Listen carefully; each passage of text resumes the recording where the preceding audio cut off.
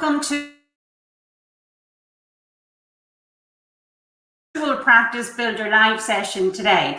So if you're new to Practice Builder Live, Practice Builder is basically a business mentoring program that is designed to help resellers, VARs and MSPs to basically not just survive throughout these challenging times that we are in, but actually to help your business to thrive.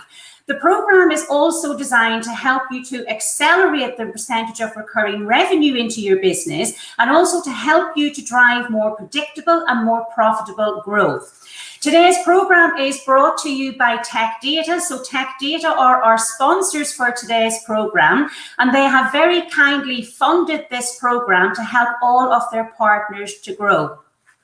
If you haven't met me before, my name is Fiona Chalice and I'm going to be your host for today. I've actually been working with Tech Data and running this program for over the last 3 years.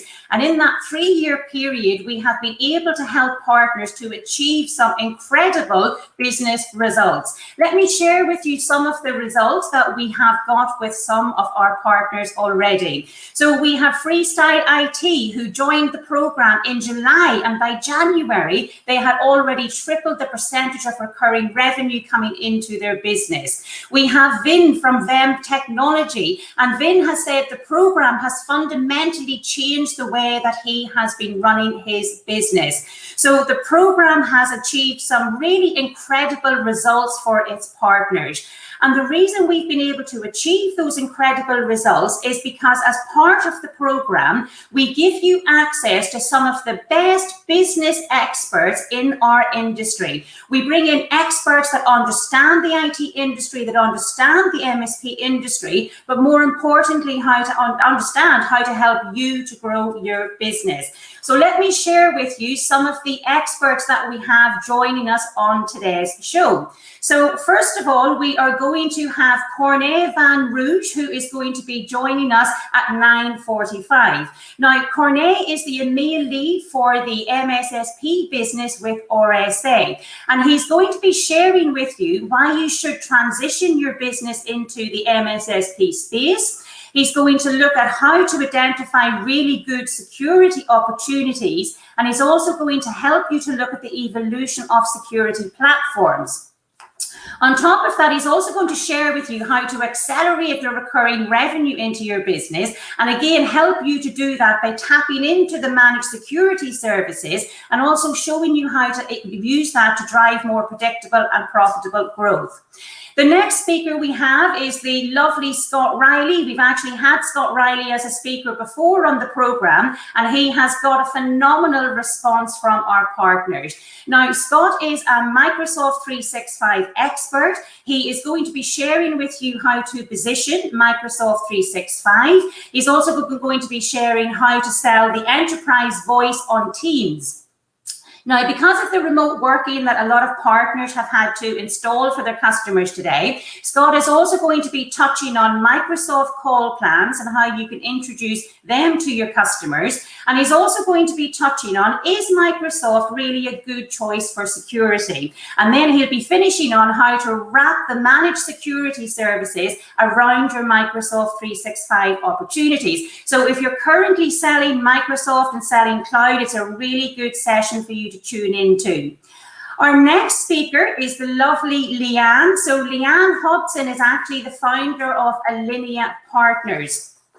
Now, I've asked Leanne to join us because Leanne actually specializes in sales journey assessments. And with everything going virtually and selling being done more digitally now, I thought it would be a really good time to bring Leanne in so that she can show you what is working when you do have to sell virtually and digitally. She's going to be sharing how to increase your revenue, how to reduce sales abandonment rates, and how to improve your new customer acquisition and customer experience, even if that is done digitally or on a remote basis. So Leanne's session again is a really good one for you to join. Then we'll take a break for lunch, and then we'll come back at 1:30. And at 1:30, we are going to have the very talented Matt Solomon from ID Agent joining us. And Matt, who probably most people joining today's call know, Matt is a real expert when it comes to the security space. So in Matt's session, he's going to be really looking at the entire market opportunity in the security space. He's going to be looking at the threats that most MSPs should really be aware of. But he's also going to touch on the high margin and the high profit opportunities in the security space that you can obviously take advantage of today. He's going to say how to position yourself for success in the security space, and he's going to be really sharing some good partner stories and success stories of partners who are really making good wins in the security market. We're then going to move on to the next session, which is going to actually be focusing on how to help your customers to set up effective remote working strategies. And in this session, we have the lovely Joel Chamondes and Simon Kitson from Maverick within the tech data business actually joining us for this session. They will be looking at the entire market opportunity in the collaboration and the virtual meeting space. And considering the amount of businesses that have actually had to go into remote working situations today, this session is incredibly timely for all of the partners attending today. Now, what Joel and Simon will also touch on is how do you actually enable the people in those businesses to work better together, irrespective of the location they're in and also the platforms that they are using. They will also cover how to help your customers to create an effective collaboration strategy, and again, making sure that you can provide support services to the customers. And should you as a partner not be experienced in the meeting spaces or virtual meeting spaces arena, they'll be sharing with you what services Maverick and Tech Data can also provide for you to help you to tap into this opportunity. The next one we have, and the last session we have, is the lovely Rob Ray from Datto, who I know most of you again listening in today will probably be aware of. So we're very lucky to have Rob Ray with us. He's dialing in from the States. But rather than a presentation with Rob, we are actually going to have really more of a fireside chat. Very American, I know, where we have the fireside chats, but I really just wanted to spend some time with Rob so that he can share with us his thoughts on what's happening with all of the MSP partners that they are currently working with in their business. So we're going to be looking at why they think the channel is stronger than ever. He actually wrote a great article recently, a great thought leadership piece on why the channel is stronger than ever. So we're going to be digging a little bit deeper into his thoughts around that. What we're also going to be touching on is why many customers are now looking at MSPs as actually being an essential part of their business, as opposed to a cost or as opposed to a nice to have. We're also going to be looking at how they can help you to accelerate the recurring revenues into your business, but also improve your service quality and streamline your business operations. So as you can see, we have really an action-packed day lined up. We are streaming this the entire day over lots of different social channels. It's the first time we've ever done something like this. We're really excited to be able to bring it to you. What I would encourage you to do is to please share the links with any of your colleagues or any of your business partners that you feel will also benefit from today's session. So on the screen today, you will see all of the links across the different social channels that you will be able to share with your teams or share with your colleagues. So please do share it. You can also use the share function in wherever you're on, whether it's LinkedIn or Facebook. You can use the share functionality actually in the social media channel just to share that out with the rest of your colleagues. So as I said, this program has been live already for 3 years, but this is the first time, because of obviously everything that's happening, where we have run it as a fully virtual event. So we would love you to get engaged with us. We would love you to ask questions to the experts like we would have done in a live event, or we would have done if it had been a local workshop that we ran. So I'd really encourage you to make the most of today's sessions and use the social media channels that you are looking at where you can ask a question. So just type your questions into the chat box. You can give us a thumbs up if you agree with stuff. You can like the heart. You can give the speakers a round of applause if you like what they are talking about, which I know for sure you will. So please do get involved. Please do stay engaged with us. Say hello if we're already working with you on the program. And again, please do ask the speakers questions. Some of these speakers, guys, I promise you, they charge up to £5,000 a day for you to spend a day with them to get business advice. Today, all of that is free. So whether you're a reseller, a VAR, or an MSP, any questions you have about how to grow your business, please utilize these experts today because they're here to guide you and they are here to help. And all of the partners that have already been on this program for the last 3 years, they have honestly achieved some incredible results in their business. In fact, on that note, if we have any existing partners who have been part of Practice Builder Live, or what was formerly known as Mentory Live, if you're on social channels today, please come in and say hello to me. Let me know that you're there, and let me know how we can help you on today's session, because we're here to serve and we're here to help you to grow your business. So please do come in on the social channels, say hello to me so I know you are there.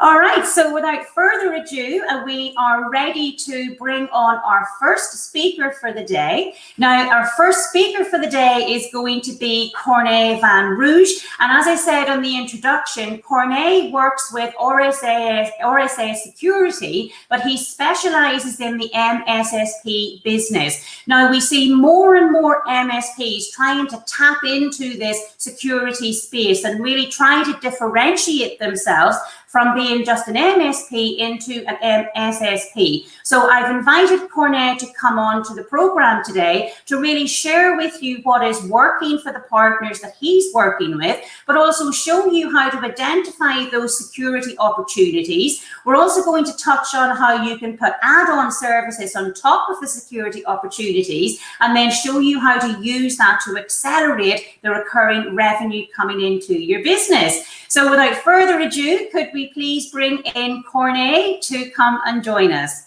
Hi, Corné. Hi, thank you, Fiona. Welcome everyone at my part of this virtual practice builder event, live streamed from my home office in the Lowlands, the Netherlands. The topic I'm covering is basically about the role the MSSPs plays, the market opportunity, and how to identify opportunities at prospects, the importance of a reliable cybersecurity platform, some common pitfalls and lessons learned. I don't know if we see the slides already. Yeah, they'll come up. We can go to the next slide. Yes, this one. Thank you. Well, there are many managed security services in the market. One of the most common used is the SOC and SIEM1, so security operating centers.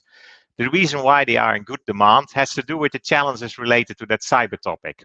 To operate a good SOC, one needs to have a well-trained team of analysts, as the goal is to reduce the mean time to identify a breach, which is around 197 days, believe it or not, a long time, and the mean time to contain a breach, which is around 69 days.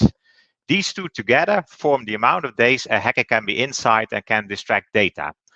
To closing that window of opportunity to a more acceptable amount of days, a company's SOC team needs to have the right tools and skills and manpower. And that is what MSSPs bring to table for customers. So that's a big advantage they can bring. Next slide, please. And as not every organization has the people in-house to offset that risk, they get affected more. You can see that on the right arrow pointing down. The skills and time effort has a high impact on the graph. If you reduce the time a hacker is in, the risk goes down significantly. This is the value proposition of an MSSP. It's not cost that is equal or lower, it could even be higher. It's the effectiveness of reducing risk that is the value. That is also the reason why customers normally expect, more or less demand, 24/7 operations, because it's really about the time and the effort. Next slide, please. If one then looks at customer pain in cybersecurity operation, it comes down to the following three factors. Staffing, first of all, then the requirements from the board around risk management, and then the third one, the capabilities to address cyber topics. Well, if you look at staffing, it's difficult to keep and attract people. If you are in a SOC of a mid-sized company, most of the time, nothing really happens. So it's not the most thrilling job to have, and you see a lot of movement from one company to the other because that makes it exciting again. MSSP solved this as that team managed large sets of customers with all kinds of interesting activities on a daily basis. It's just a much more interesting place to be. The middle part, board requirements as compliance and regulations demand more and more that organizations are in control of the cyber threats. So they become more cyber resilient. They want to spend the time on the risk that really matters and demand from the security teams that they know where these risks are and that all measures are in place to mitigate these risks. Of course, they don't have the time for that as they have a load of operational security tasks to handle on a day-to-day basis, and they only have a 5x8 schedule.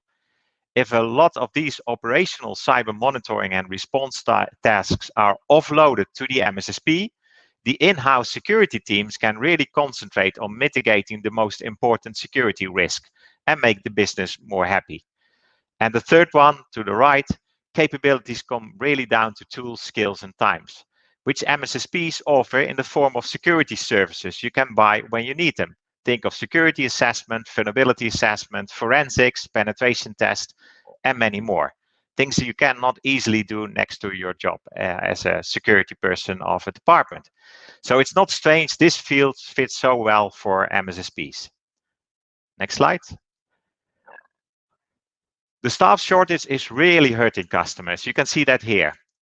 Logically, when there's less staff, workload grows. That's a given. You can see it on the top one of the graph. But then, as you have less time to really get your hands around the tools, your skill versus your tools goes down too. And as new people, often junior and less skilled and trained, are added to the team, the senior people also need to give time on onboarding and training these people, which is a big task. And then the business is asking difficult questions at the same time, with the same senior staff needs to answer. So clear that it all goes wrong. Once you get into that spiral of having not enough people on the team, basically the problem grows substantially. Next slide, please. So what are analysts saying? Well, we can have a lot of analysts passing, but I took Gartner in this specific one. They made this graph based on mid-sized companies, but because Gartner is US, you have to see that as basically more or less the companies in UK and on EMEA mainland. Well, in basis, what Gartner says is that you should only recruit your own SOC team and have your own tool set if what you need to manage is too complex to outsource. Think of a bank, which is basically in the right blue box on the top.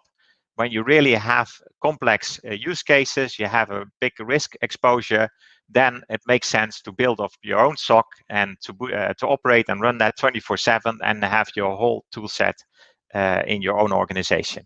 But there are not that many organizations that are able or willing or can fund an operation like that. Also, Gartner says you can buy and monitor a log management solution if your use cases are not complex at all and you have a high risk tolerance. Think of a transport company. You may have some security tools in place you want to monitor just in case you get any attacks.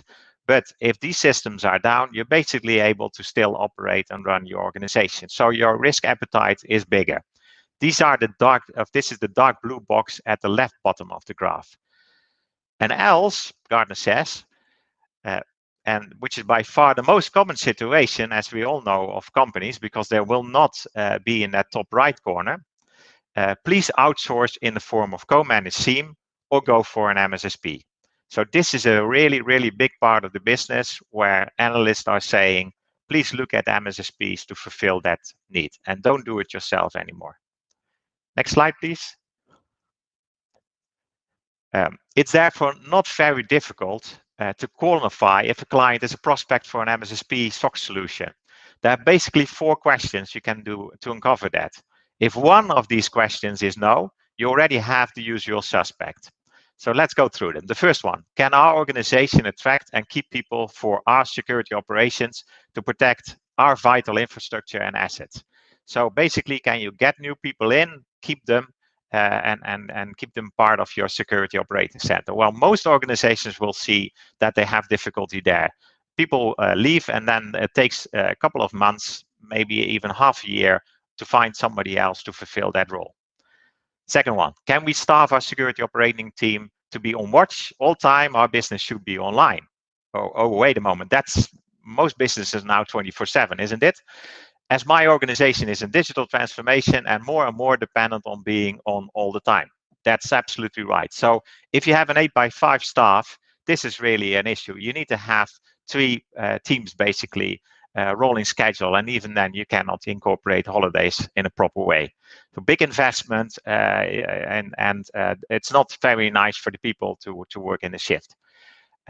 Third, can our organization keep on investing in knowledge, the technology stack, the threat landscape, new attack methods, and common attacks in the same industry? Well, that's a big task. If you're already working around the clock to do the normal task, can you really keep up with all that kind of information and keep yourself up to date?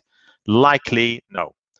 And then the fourth one, in case we are actually breached or under attack, like happened with RSA about 8-9 years ago, can our security staff work, let's say, 3 to 5 days in a row, 24 hours, to inform, correct, mitigate, and recover from the breach? Well, I can answer that from practice.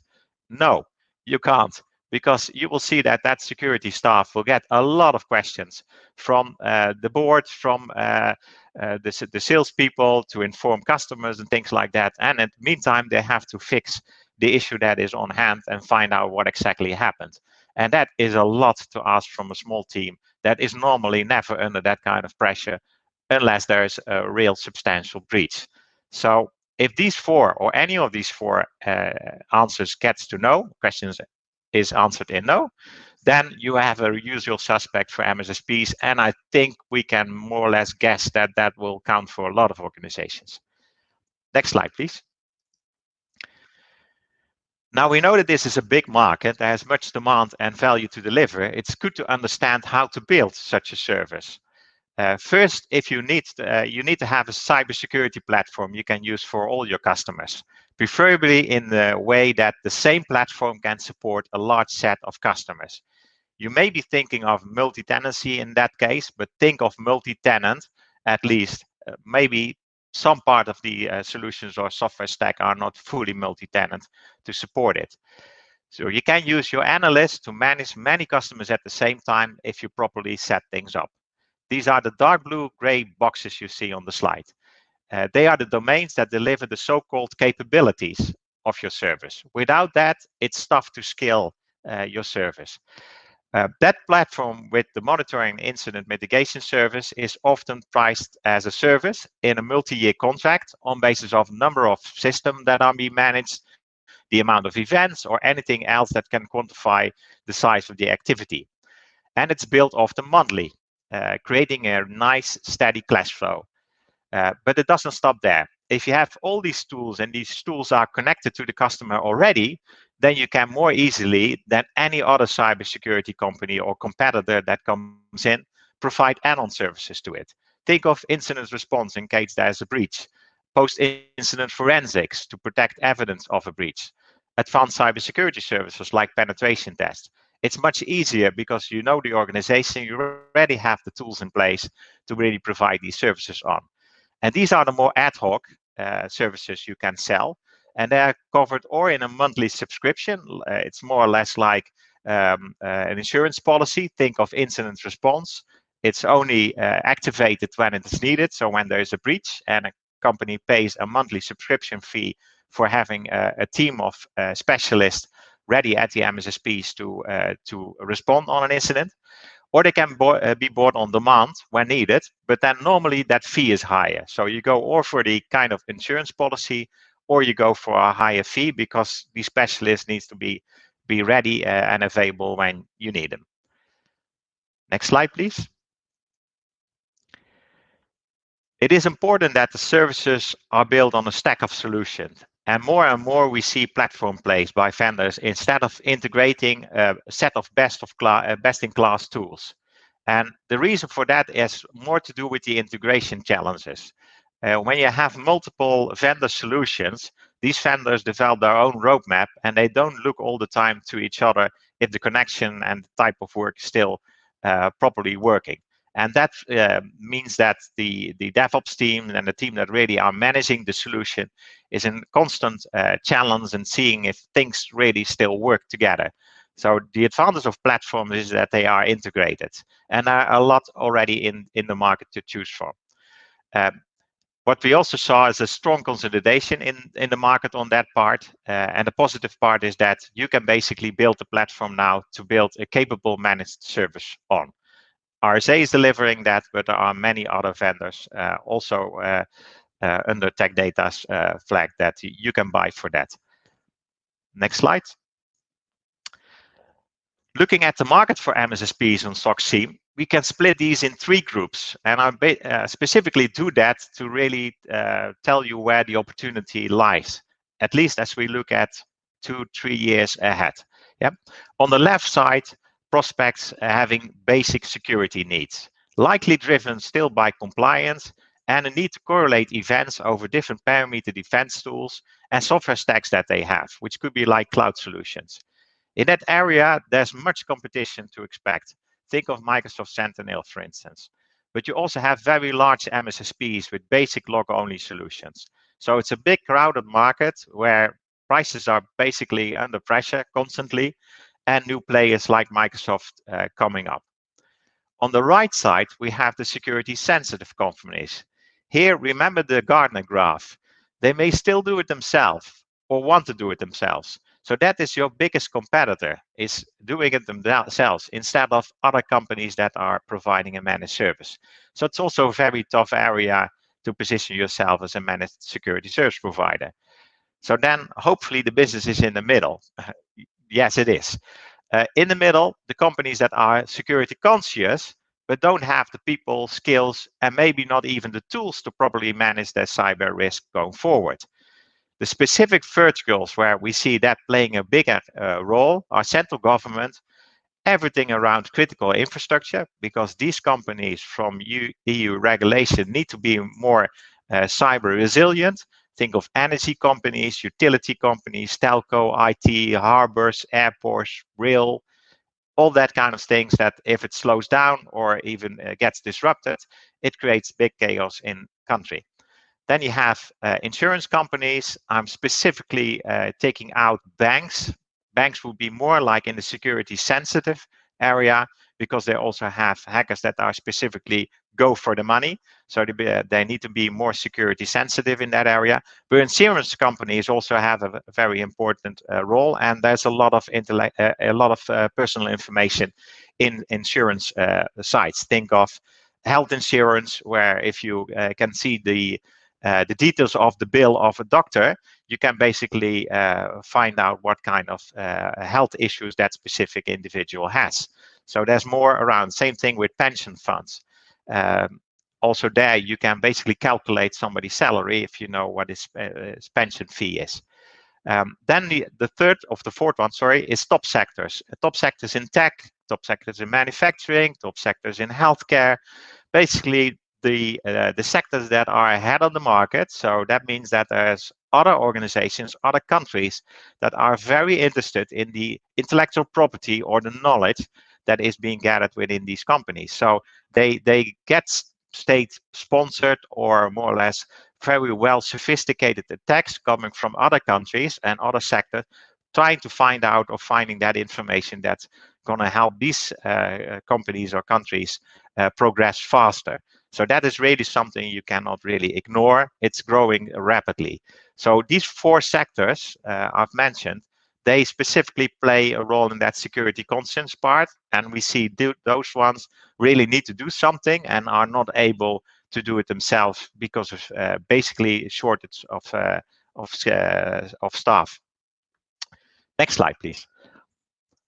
One of the main pitfalls when companies are looking for a partner for security, a managed security partner, is that they would also like to outsource specific risks and attached responsibilities. So when you get into contract negotiations, they often try to basically say, okay, you're covering this part of my security now.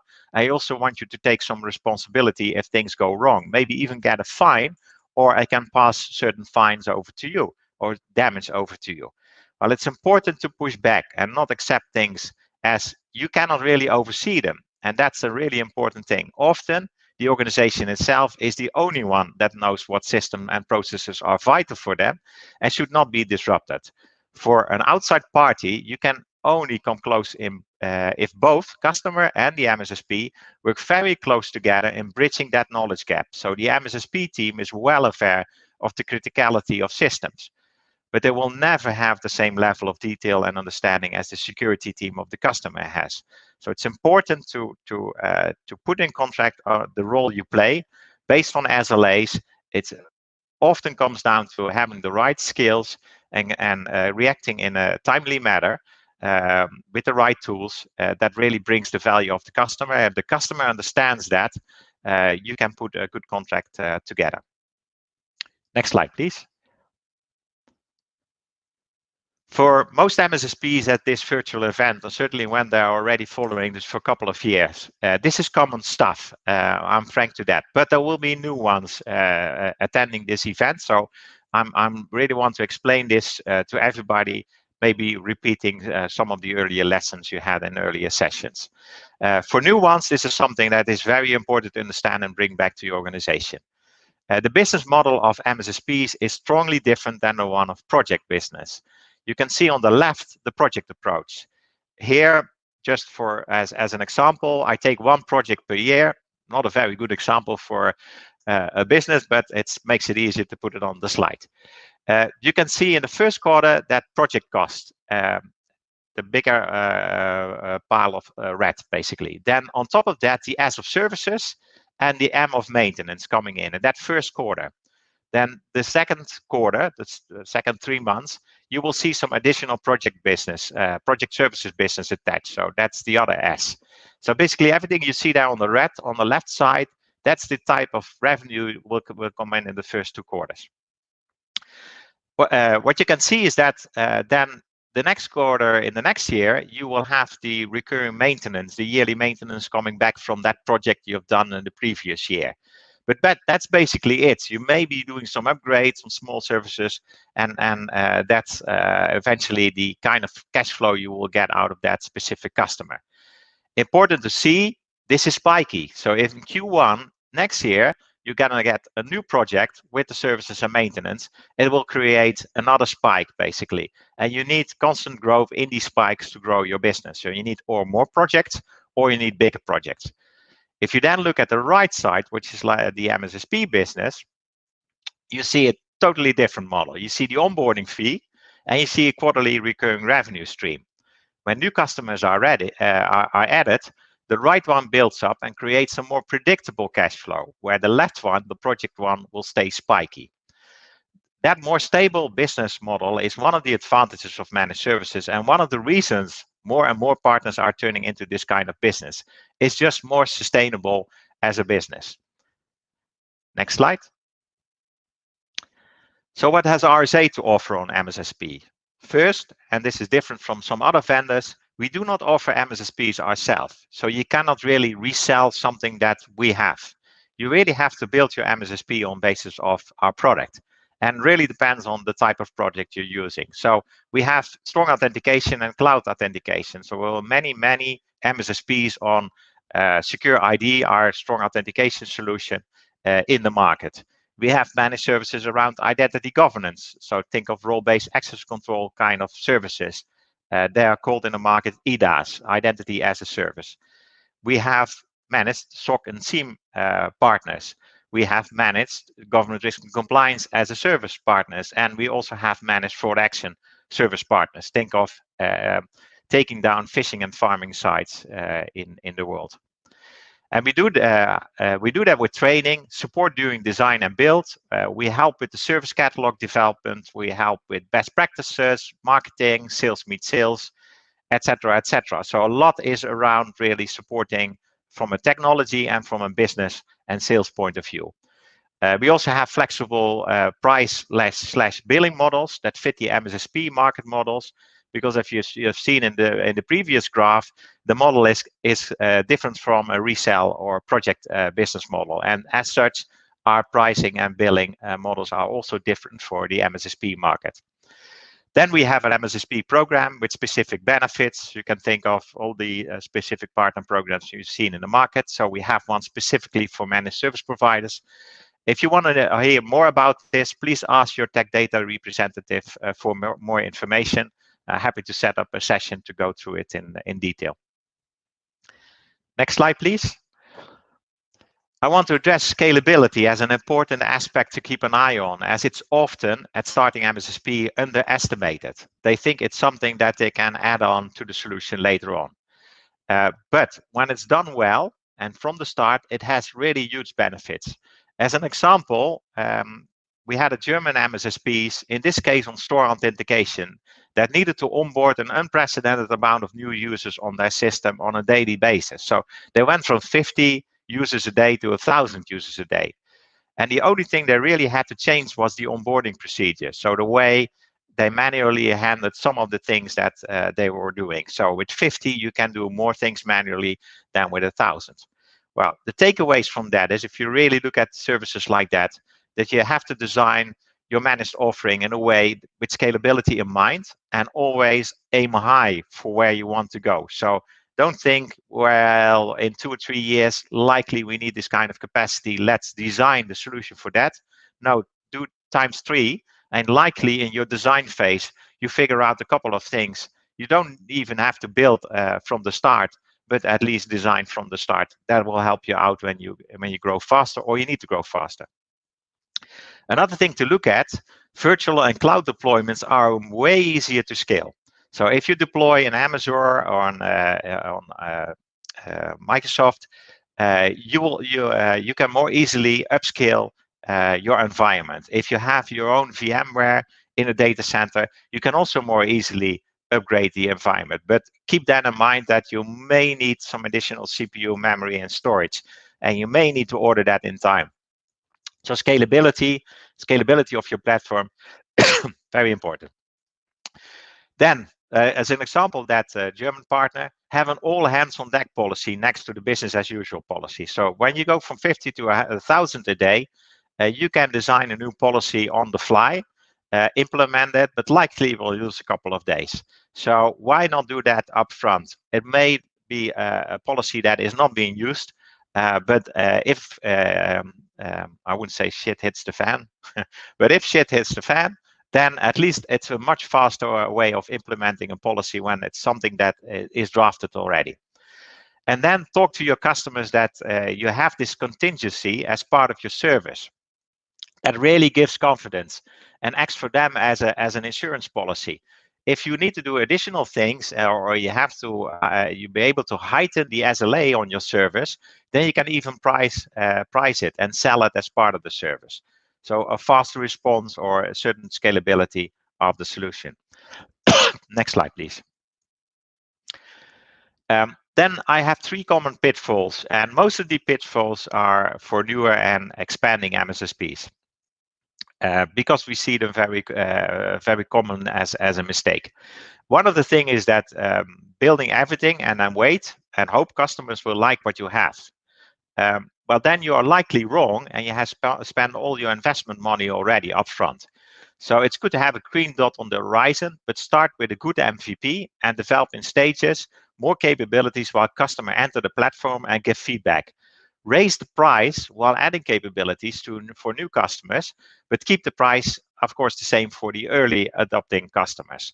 So while you're adding capabilities, your platform price goes up or your service price goes up, but not for the existing ones. And that really helps to get the feedback.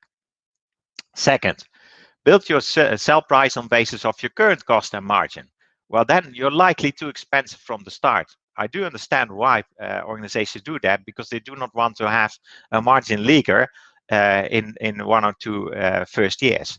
But if your price too high, then likely your onboarding will go slower.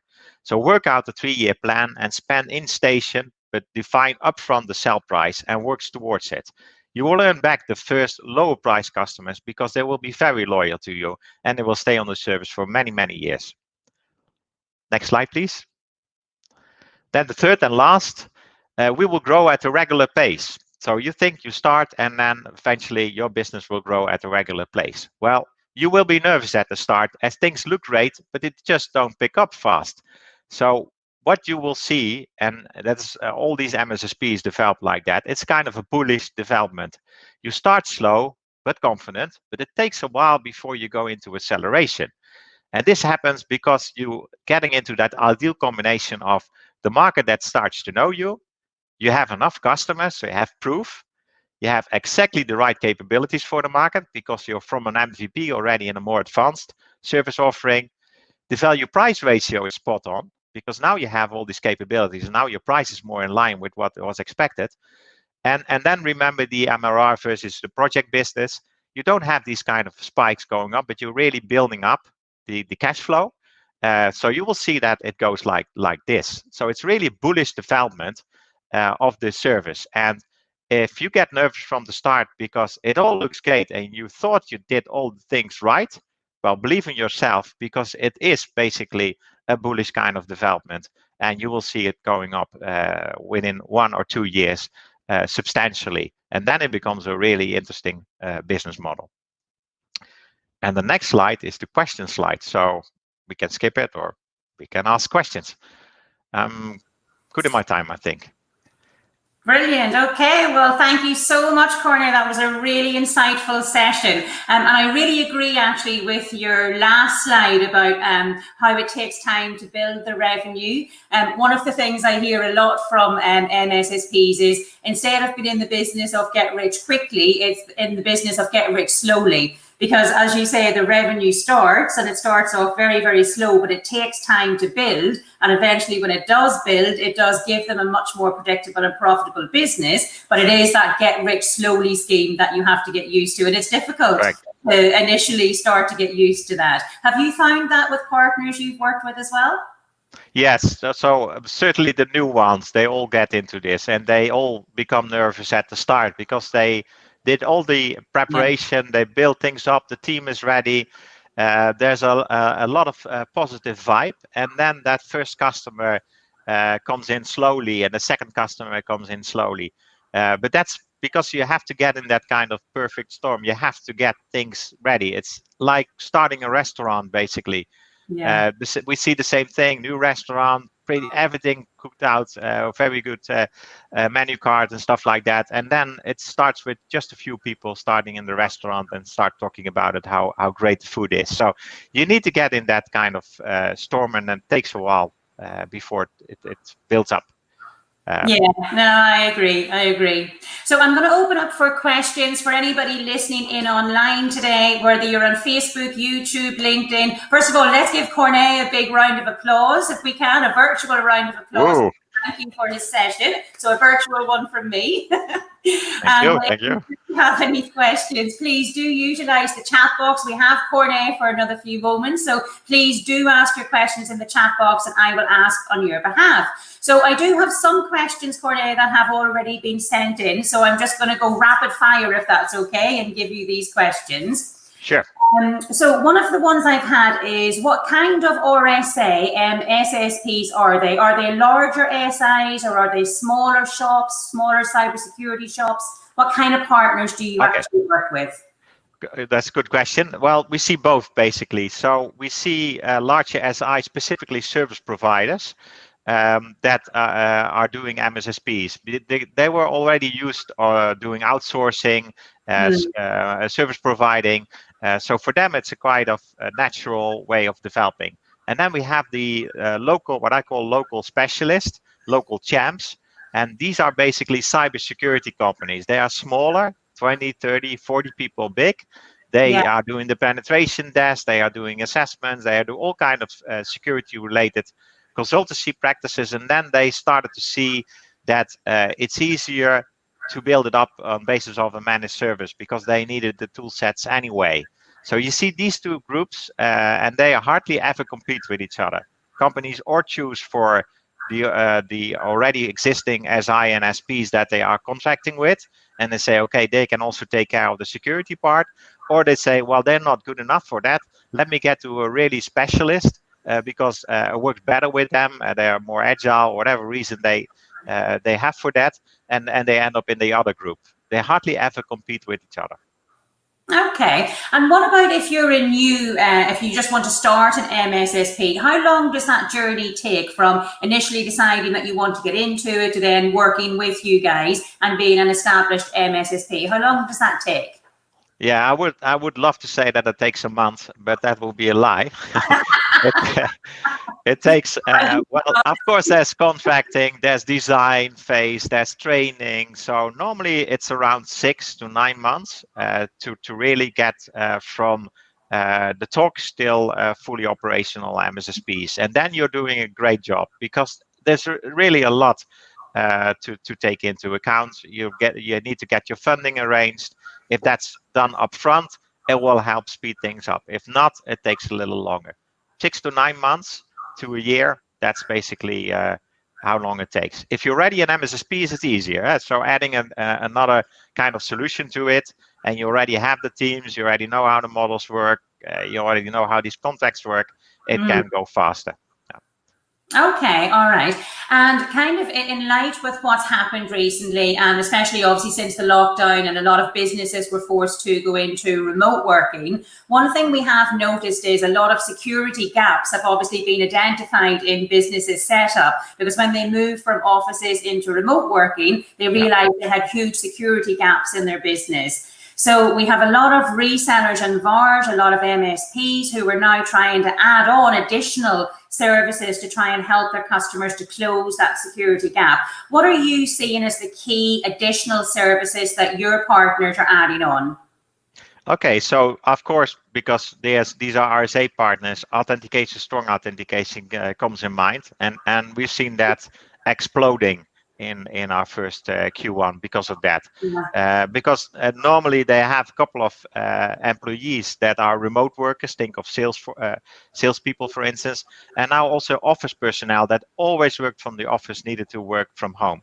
So I think you see VPN solutions, you see cloud solutions, you see video conferencing solutions like this. You see authentication coming into play. But the lessons learned we need to get out of this is that it's all about resilience, business resilience. So hopefully both our partners as well as our customers are looking at this just being an incident. Next time it's something different. You need to have some business resilience built into also your IT and your security to be able to cope with the unknown, because this was basically pretty unknown for most in the organization. Yeah, but I mean, I think what it has done, and I get this feedback a lot, is what it has done is actually highlighted the need to have a good security strategy, but also it's highlighted the need of, why it's essential to actually work with a good managed service provider or an MSSP today, because those customers who were actually already working with one, they were able to make that transition to remote working much smoother, much quicker as well, without many of the problems other businesses had. So I think we should actually give a shout out to all the MSPs and MSSPs on today's call. Because well done, guys. You were able to get many businesses back up and running in super fast time. So a big shout out to you guys as well.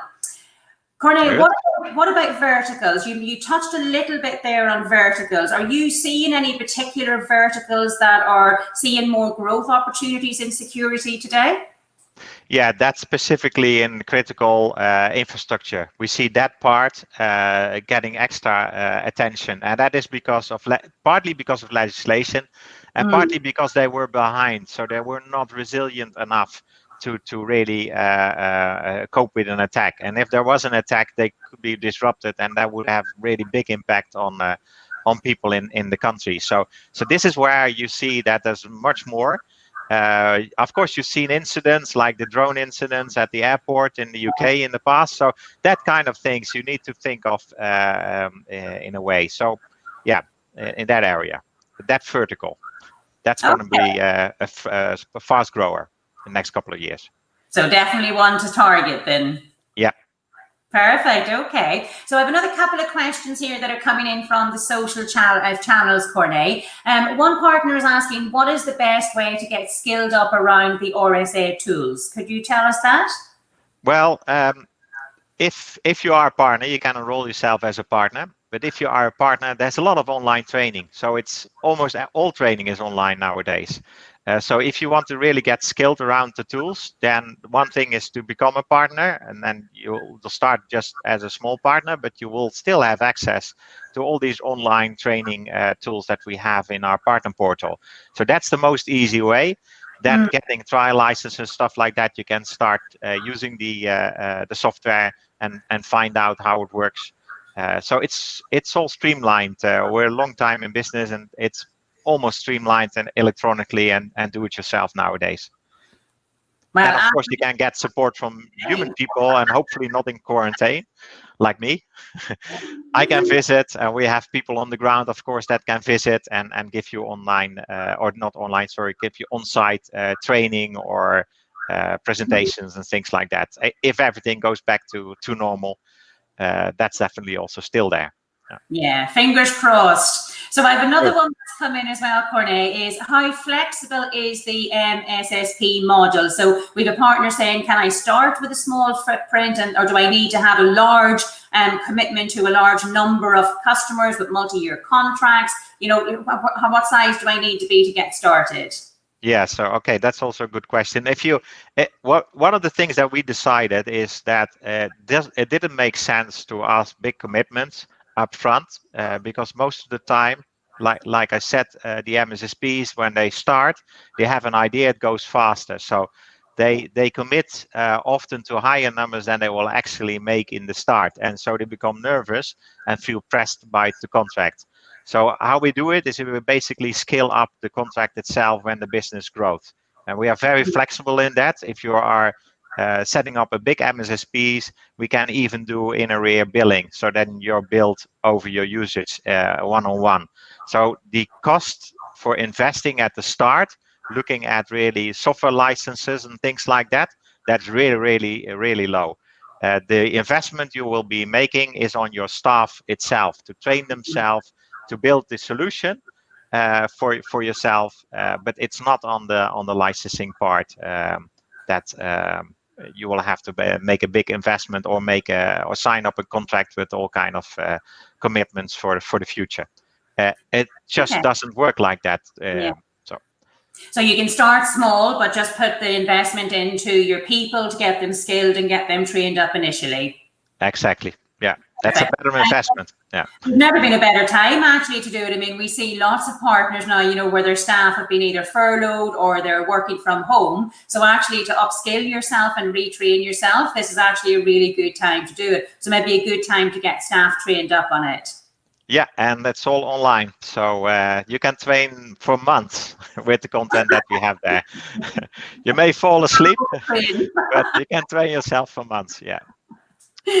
Okay, and look, our sponsors today obviously are Tech Data. Are you doing anything in particular with Tech Data to help partners to get trained on your tools, but also to help a lot of the Tech Data partners to make that transition into that MSSP model? What are you doing with Tech Data? Yeah, so we're part of their MSSP program. So they have a couple of vendors where they support their partners, so Tech Data's customers, with setting up an MSSPs to make offerings. So we're part of that. We're one of the small set of vendors that in that kind of a partner program on MSSPs. So that's that works well. And I would ask also attendees of this session to really dive into that and see what is already thought of and worked out by Tech Data, because a fast start is really there, and there's a lot of support from Tech Data to set things up, and us behind that to help that being fulfilled. Brilliant. Okay. So for any partners who want to get in touch with either the Tech Data team or with your team to get set up and to start this journey, where do they get in touch with you?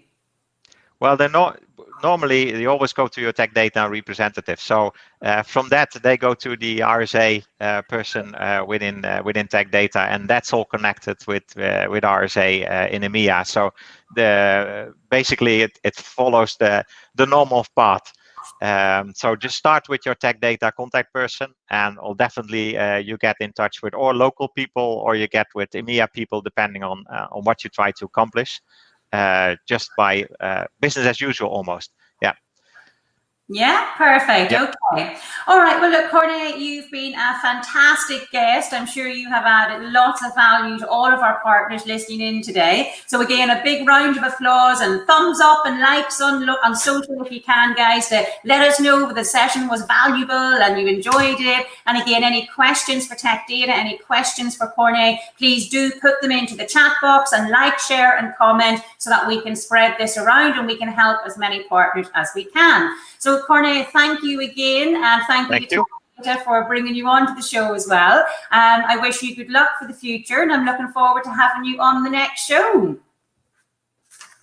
Okay, so our very next guest is the lovely Scott Riley. Now, Scott has actually done a huge amount of work with a lot of the actually previously Mentory partners, which are now known as Practice Life partners. And he's already done a huge amount of work with these partners to really help them to build up their cloud businesses. So in this session, I've asked Scott to actually focus on really how to position Microsoft 365, talk us through all of the changes, because obviously they've changed it from Office 365 to Microsoft 365 now. So we're going to touch on all of those changes. But we're also going to touch on the enterprise voice part of Teams. We're going to touch on the call plans and how you can sell additional call plans into your customers. And again, how to then wrap around managed security services when you're selling Microsoft 365. So without further ado, let me bring in the very lovely and very talented Scott Riley into today's show. Hi, Scott.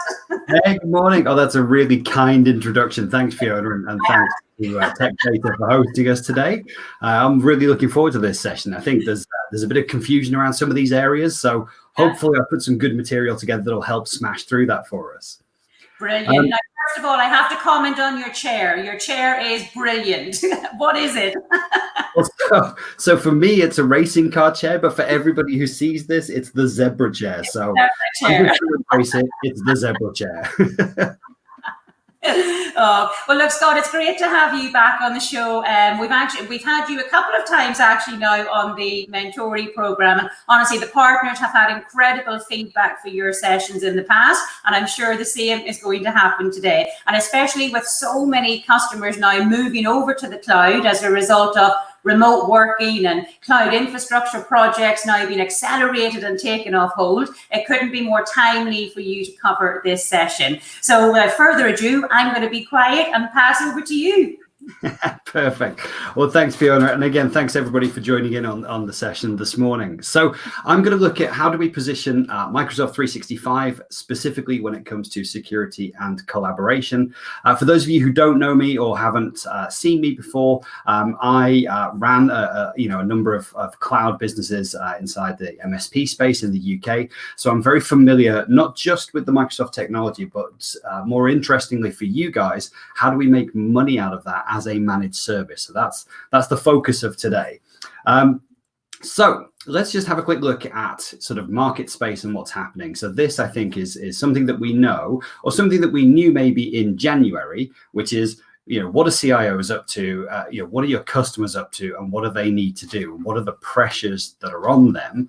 And again, back in January, I think we were saying, hey, well, this is where they sit. They need to sit in this great space of constantly being challenged by the board to make IT and technology in the organization a revenue generator rather than a cost. How is it something that's going to help improve the business?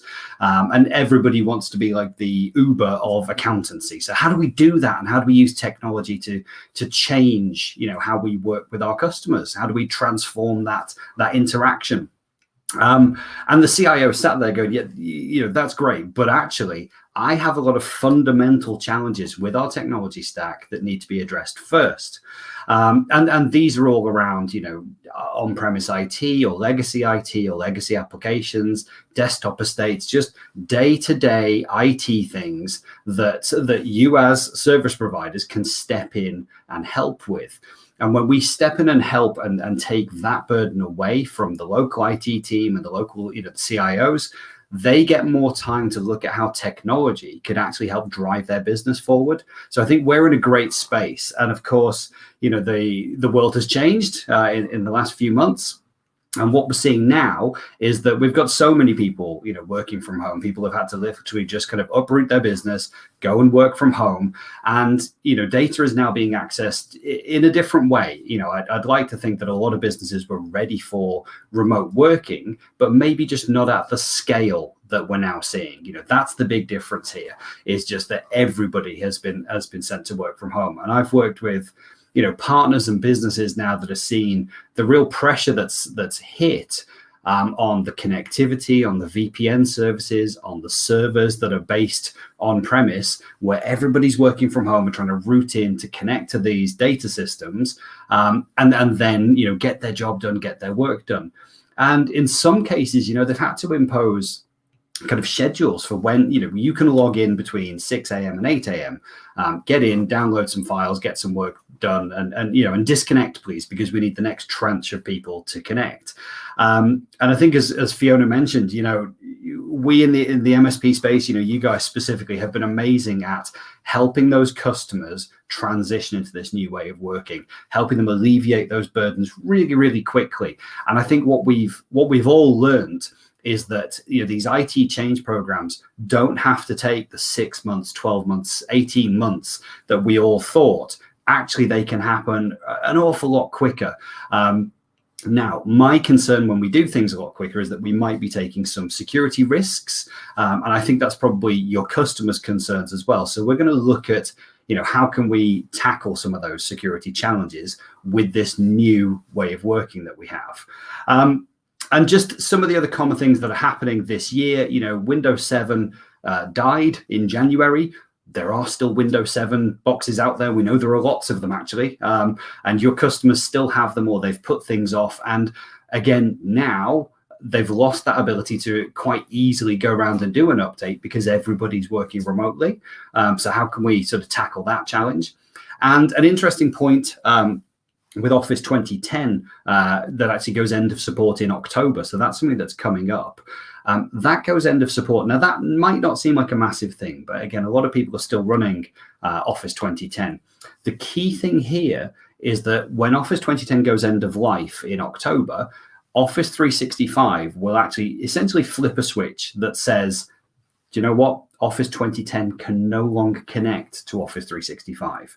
So even if your customer has been, forward thinking enough to either get into a hybrid situation or move their mailboxes into Office 365, if they're still running these legacy versions of Office 2010 on premise and they haven't rolled out the Office 365 clients, they're going to start to bump into some challenges. And namely, that is going to be that Office 2010 will no longer be allowed to connect to Office 365. Now, there is some talk that Microsoft, given the current situation with COVID-19, that they will extend that date. But what I would, implore you to do and your customers to do is, don't just take that for granted. They may extend that date for 3 months or perhaps even another 6 months. You should still use that end of support date as a trigger mechanism to go and have this conversation. We need to truck roll the correct version of Office 365. We need those mailboxes to be in Exchange Online. This is a real issue, that needs fixing. So I'm going to be talking to you today about Microsoft 365. Now, this was actually a really easy conversation to have previously because we would talk about Office 365 and we would talk about Microsoft 365 as two very different things. Now, on April 21st, Microsoft have actually rebranded all of the kind of Office business suite, and they've called everything Microsoft 365. So I'm just going to go through a little bit of an explanation just to bring everybody up to speed and make sure we're all kind of on the same page. So this wonderful wheel is Office 365 for the most part, and what we find is that people, if you're kind of looking up at the 12 o'clock here, people are very used to Word, Excel, PowerPoint, OneNote, Outlook, calendar functions, all those kind of great things. People are used to that is Office 365.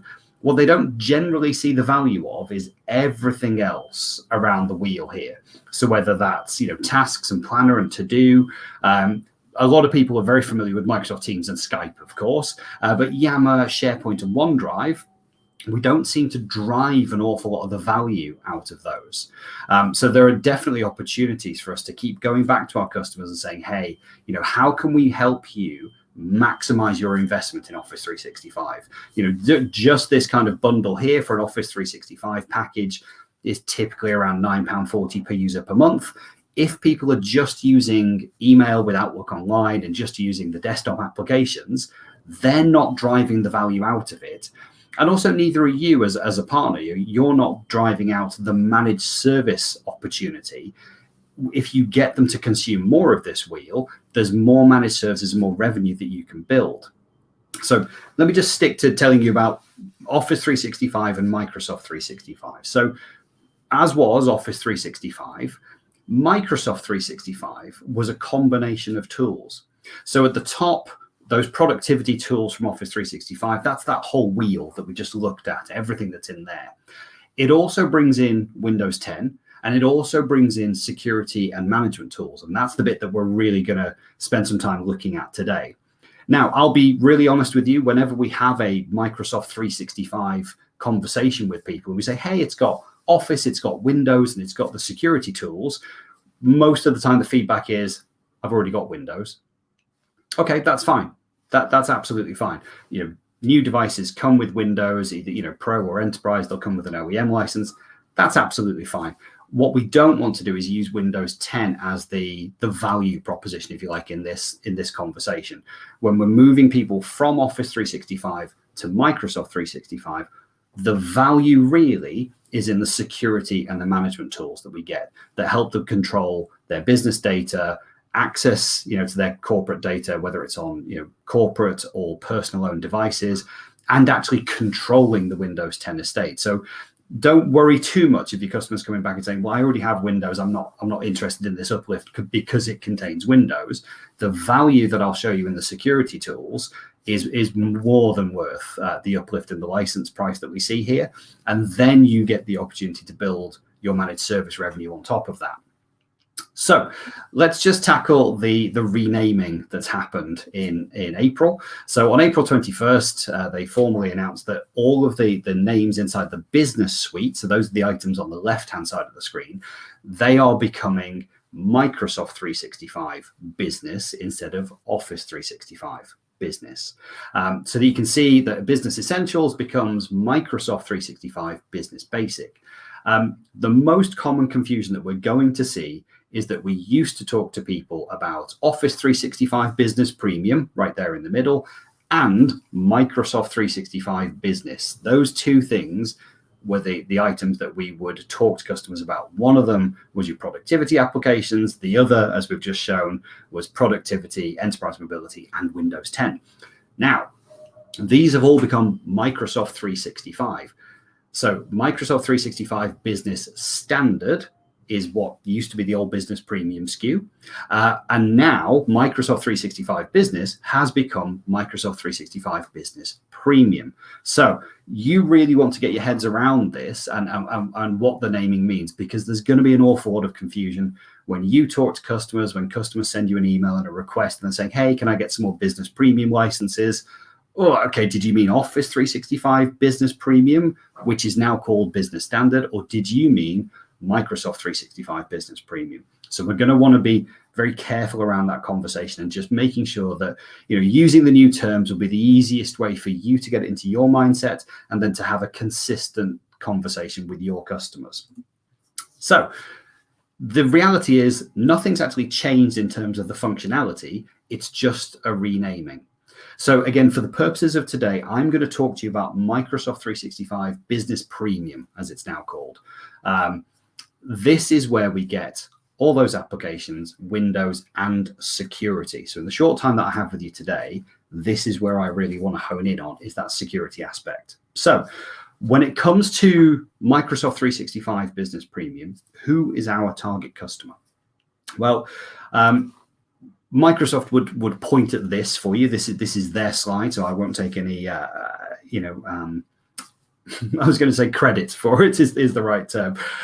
But this is good guidance. I see this in reality when I work with partners and when I work with customers. Microsoft 365 Business Premium has a great offer for anybody that's sort of 300 seats and under. Absolutely, if they're in any kind of regulated industry, it makes a real difference with the compliance and data leakage protection that we can add in. If you've got someone who is already on Office 365 Business Premium, they are a perfect move to get into Microsoft 365 Business Premium, because they've already invested in the platform, they believe in the technology, they trust the cloud, they'll be on the journey to moving their email and their files into OneDrive and SharePoint Online. These are the people that we want to look at and target with this.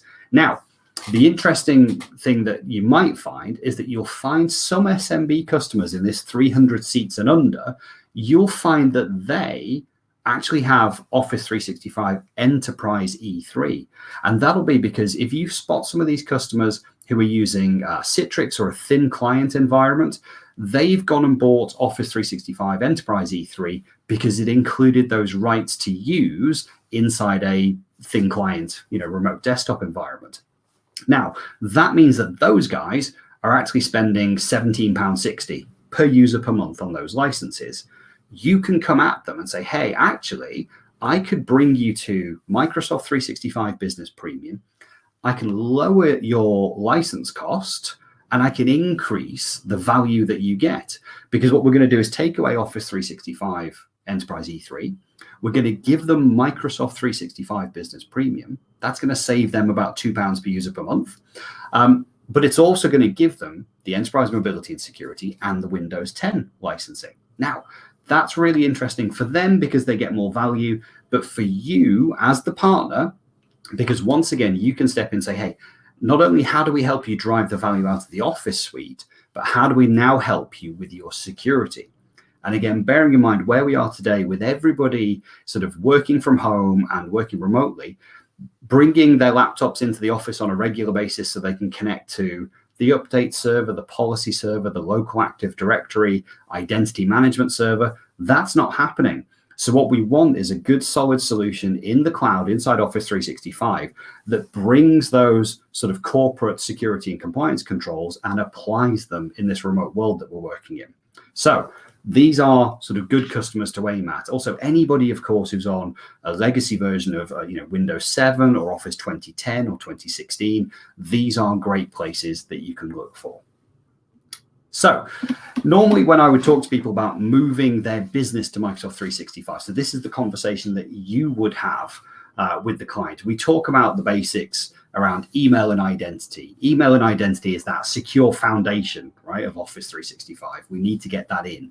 Then we talk about moving file data into SharePoint. And I always like to look at it as kind of, me and my files goes into OneDrive for Business. My team files, my department files goes into SharePoint Online, or more often now, as we're seeing, actually goes into a Teams channel or a Teams file folder inside Microsoft Teams. One of the big things that kind of gets missed out, though, is this kind of phase 3 security, where now that our email and identity is in the cloud, and now that our files are in the cloud, and we're using Teamwork for collaboration, quite frequently, have we come in and actually done the security work? And oftentimes, what we're doing is we add on a lot of third-party tools, mostly because we don't know or understand what's available inside the suite that we have available to us inside Enterprise Mobility and Security. So I just want to dig into that. That's where I'm going to spend our time today. So first thing that we can do, and I'm going to tell you, I'm going to take you through some of the features, because I just want to make sure that everybody's on the same page. And then what we'll do is we'll get to the point about how are you going to make money out of this. I know that's the interesting bit that we're all here for, is what's in it for me. But I need to bring you on a little journey just to show you what's in the bundle inside this Microsoft 365 Business Premium, so that we can appreciate the way that it can help our customers. So we're talking about identity and access. And of course, making sure that our users are protected, from, attacks in terms of brute force attacks or phishing attacks and cyber threats. These things are all on the rise with remote working. So these are some of the key areas that we need to dig into.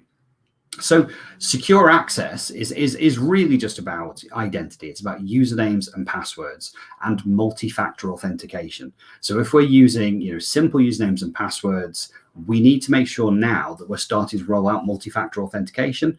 That can either be through, the mobile devices with the mobile app for MFA, or it can be through hardware tokens. We heard from RSA earlier, and RSA have their cloud-based and hardware-based token services that integrate with Azure Active Directory. But it's very important that we understand that multi-factor authentication isn't just for admins. Okay, so the mindset used to be MFA, it's only if you've got sort of global admin or some kind of delegated administrator access, that's where you need MFA. That's not the case. In this world where we're all working remotely, we want MFA for all users. Okay, it's a best practice. If we look at the UK government NCSC guidelines, this is where they're pointing us towards. Get multi-factor authentication for all users. It's not hard for you to roll out as a partner. It's not difficult to manage, and it's not difficult for the end users to have. The beauty is once we have multi-factor authentication, we can trigger it when we see certain events using something called conditional access. So give you some simple examples. Hey, I see that you're logging into Office 365 today, but you're not logging in from your corporate device. I'm just going to send you a multi-factor authentication check to your mobile device so that I know it's you.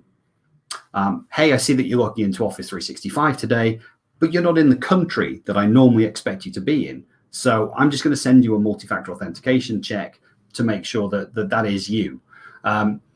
Hey, I see that you are now logging in through a browser. You normally log in using the desktop applications. Again, I'm just going to trigger a check.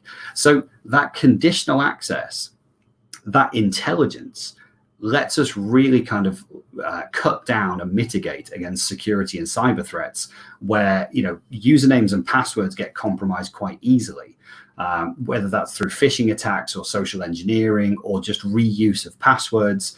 Those kinds of things are mitigated by using multi-factor authentication. So again, you as the partner, it's not hard for you to deploy. It's not hard for you to manage and build a managed service around. And it's not difficult for the customers to use, but it absolutely improves their security posture.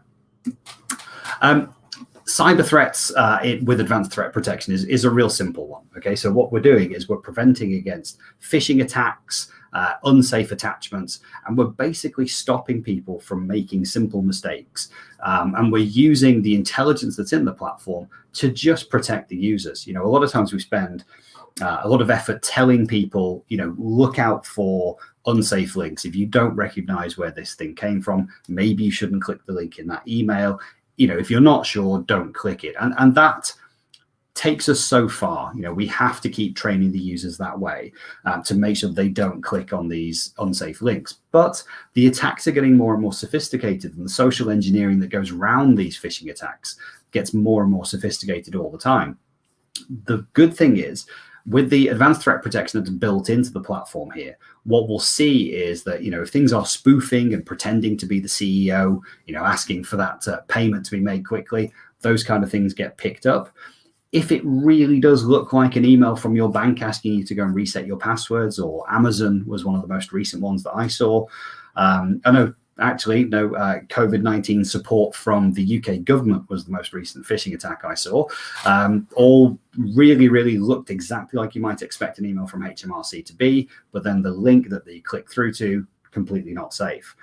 The great thing is we're not relying on our users now to understand and make a judgment call on that. The link is protected. So when they click that link, it doesn't go to where the attacker wanted you to go. It takes you to the Office 365 protection service. They will then decide whether it's safe or not. And they have a whole database of things, or they'll go and test the link and see if it contains any malware first. And you can see on the right-hand side very, very quickly, this is the kind of experience that you might see as the end user. So we can also secure the data that is on different devices. So whether that is, a work device or a personal device, so we can apply policies to these devices, because what we know is that everybody's working, using multiple devices. They have personal iPhones that they've connected up to the email service, and they have their corporate, device. And corporate devices tend to be very well locked down, but that personal iPhone, not so much. Now, again, using some of the capabilities that we've got inside Intune, we can actually lock down data whether it's on a corporate device or not. And this is really important. So we can actually protect data that is on, a personal iPhone. We can put restrictions in place that say, hey, although your iPhone doesn't have a PIN or a Face ID, if you open Outlook, I'm going to make sure that you need to use a PIN or a Face ID or a touch, recognition, because this is corporate sensitive data, and that's the policy we've applied to the application. I'm also going to make sure that you can't copy and paste data out of this application into anything else unless it's inside the Office suite on mobile. So mobile versions of Word or PowerPoint or Excel, you can copy and paste between those, but you can't paste anywhere else. And then what we do is we apply a policy inside Office 365 that says, hey, you can only connect to Office 365 using the official Microsoft Office tools. So that then stops people connecting with the default built-in, Apple Mail app, for example. And again, it just puts us more in control of our company data, where it is, how it's stored, who has access.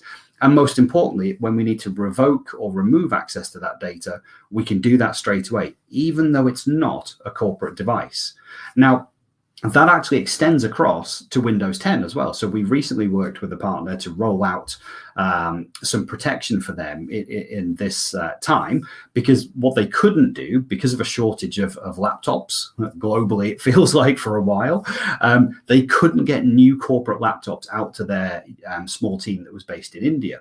So they were asking the team in India to use their personal devices, but they were very keen that they have to protect their corporate data.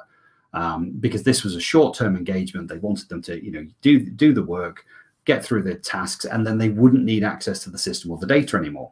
So again, using this mobile app management, we're able to control the business data and revoke access when we need to, even though we don't own or manage those Windows 10 devices. And even though we've never seen them, they're over in India and we haven't physically enrolled them or touched them in any way, but we're still able to apply that business protection data. So again, if it is a corporate device, there are a lot more policies that we can add. So we can protect using the Defender antivirus. And again, I'd strongly encourage you, if we can, to start looking at our antivirus choice and deciding, can we replace our current antivirus with Microsoft Defender? Now, I know, historically, Microsoft Defender probably hasn't had a good rep, but when we look at the Gartner charts now, it is leading the way in terms of desktop antivirus and anti-malware protection. So it's a very strong, very credible piece of technology. But the beautiful thing is it's built in and it's integrated into the Windows 10 operating system and then into the Office 365 protection policies. So if we start to look at a consolidated view of using Microsoft 365 for protection on desktop, mobile, and in the cloud, actually using Defender AV becomes a part of that holistic story. And again, the easy thing for you as an MSP or a partner is that you have less products to manage. You have less third-party tools to install. It's quicker to get standardization on desktop devices. It's quicker to deploy protection, and potentially less licenses to pay for third-party antivirus products. And then the other thing that we can talk about with Windows 10 is actually how do we accelerate the deployment? What we used to do was ship new laptops, new desktops into our office. We'd take them out of the box. We would build the desktop OS, we'd put the applications on for the customer, and then we would ship it back out to the end user. Even before the COVID-19 situation, this was still a bit of a hassle in terms of the sheer number of these boxes that would come in, get unboxed, powered up, patched, updated, app deployed, back in a box, sent to the end user.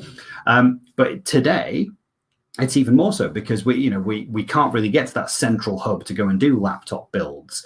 And how can we quickly replace devices or ship new devices to either new starters or replace broken corporate devices on site when people are working at home so much?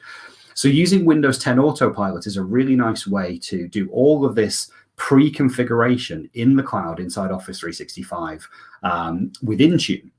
And what we do there is we essentially build the gold image, we build Windows, we decide on the applications, and it's not just Microsoft applications. We can deploy, commercial line of business applications on top of this, and we can ship the device directly from tech data to the end user or to the end user's business without having to pass through your hands as the MSP. And this allows you to significantly reduce the cost and the effort from your perspective as the partner in terms of the time it takes to build an image desktop devices. It's a very boring, repetitive, manual activity that we can now automate using Autopilot. So again, I'd encourage you to have a look at this and see how we could use it to directly ship those devices to the end users with all the software they need, ready to go. It's a great experience, and we're actually seeing that truck roll now for businesses with 500 users and 50 users, right the way up to businesses with 5,000 users. Once you've built that image and the application policies that go on top of it, it's actually really straightforward to move from a pilot to widespread distribution. And again, it just reduces your costs and burden and time to deliver new Windows 10 desktop devices. And then the last thing that we can do here is just protect against data leaks.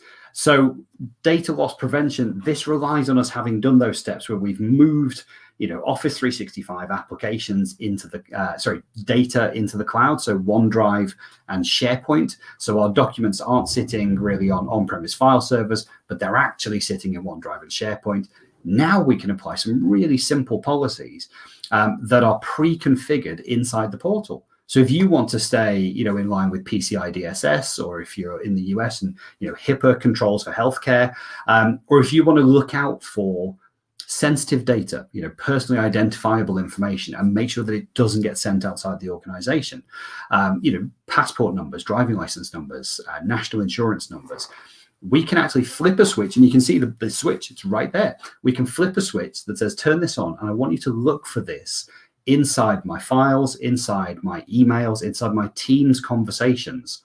And then I can create a policy that says, when I detect these things, here's what I want you to do. I want you to, prompt the user, hey, this contains sensitive information. You should probably think of a different way of sharing this. Or I can actually say, do you know what? This contains sensitive information. You cannot send this email outside the organization. So we can choose what the actions are based on the data that we see. And that's all completely configurable. So again, this is something that people are, your customers might be paying for a third-party license, or you might be buying a third-party product to control this type of behavior, but you can now do it inside the Microsoft 365 suite. And again, I'd encourage you, it's in this holistic view of security that we have inside Microsoft 365. It's one set of places to manage the policies.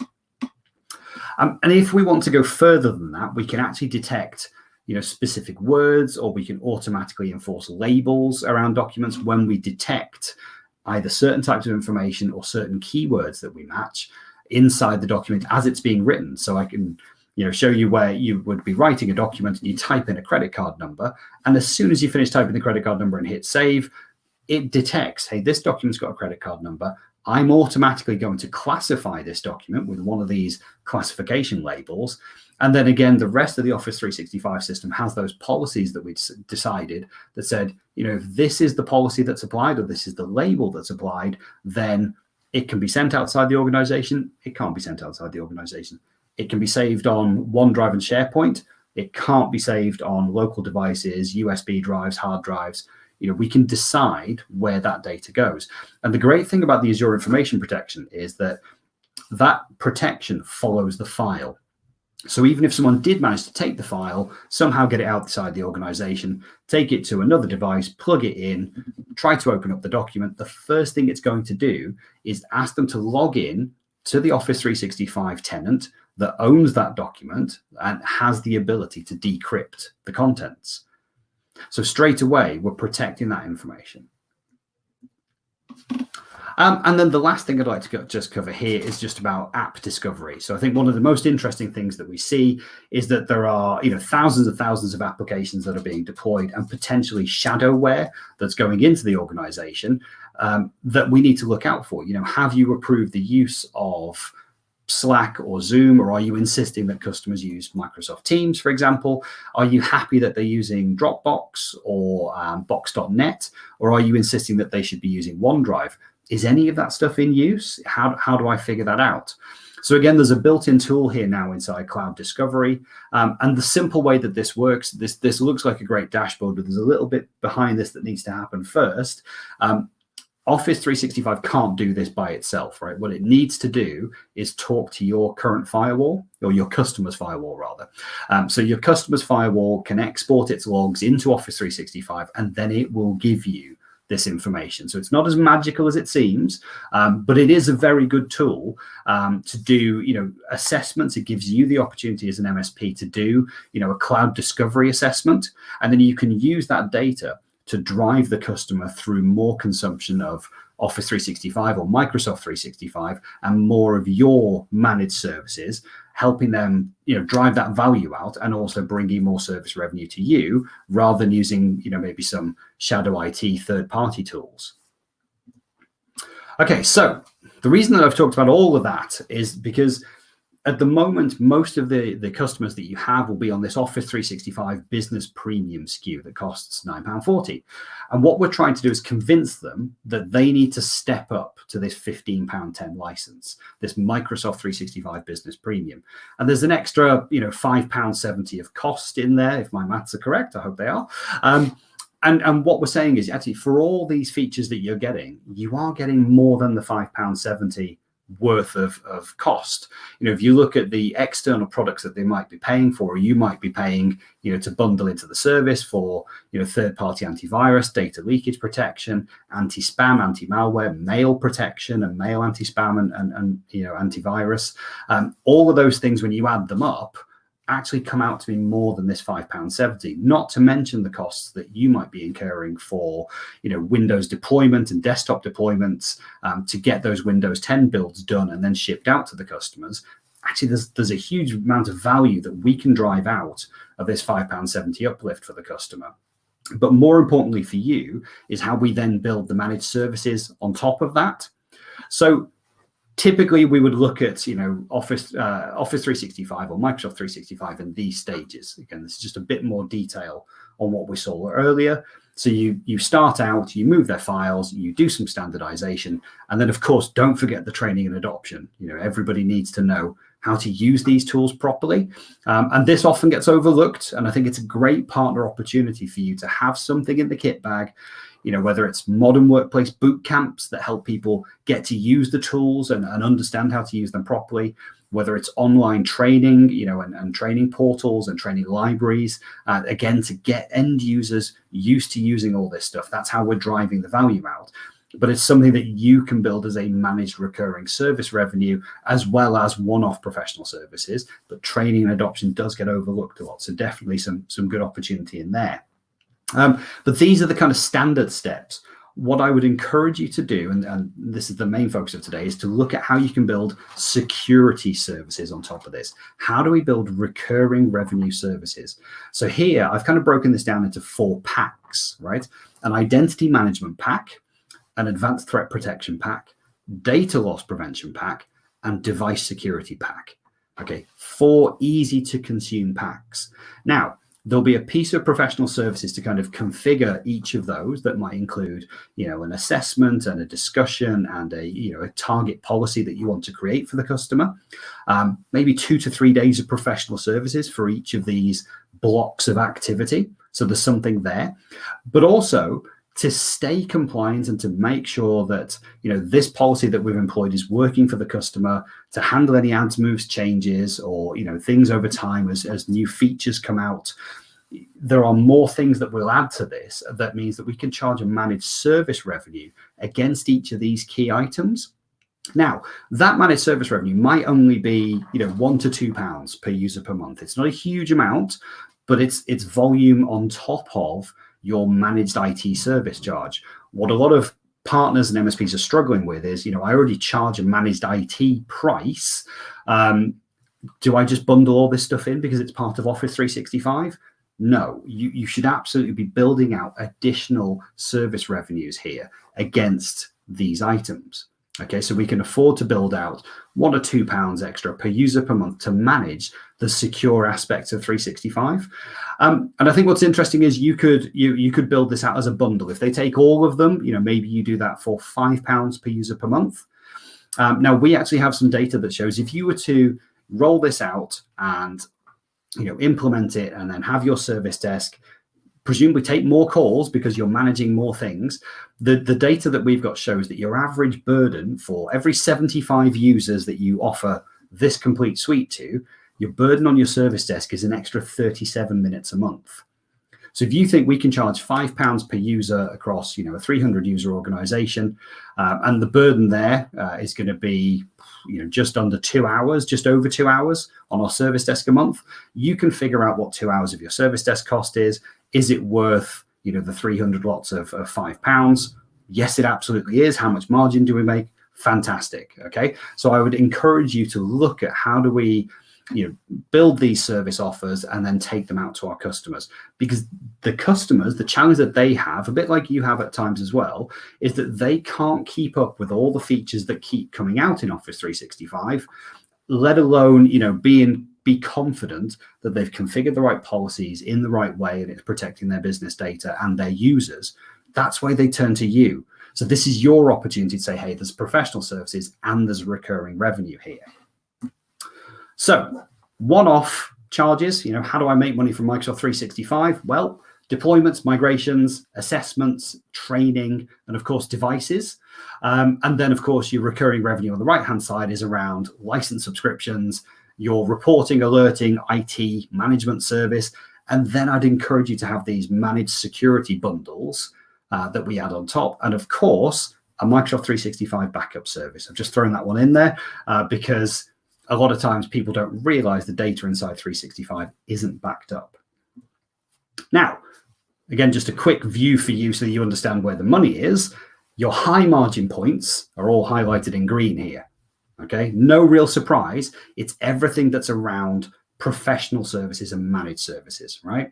The low margin is where we're taking a hardware device and marking it up and selling it through, or where we're taking a license and we're marking it up and selling it through. You're not making your money on the devices and the licenses. You're making your money on the service and the professional services that wraps around it.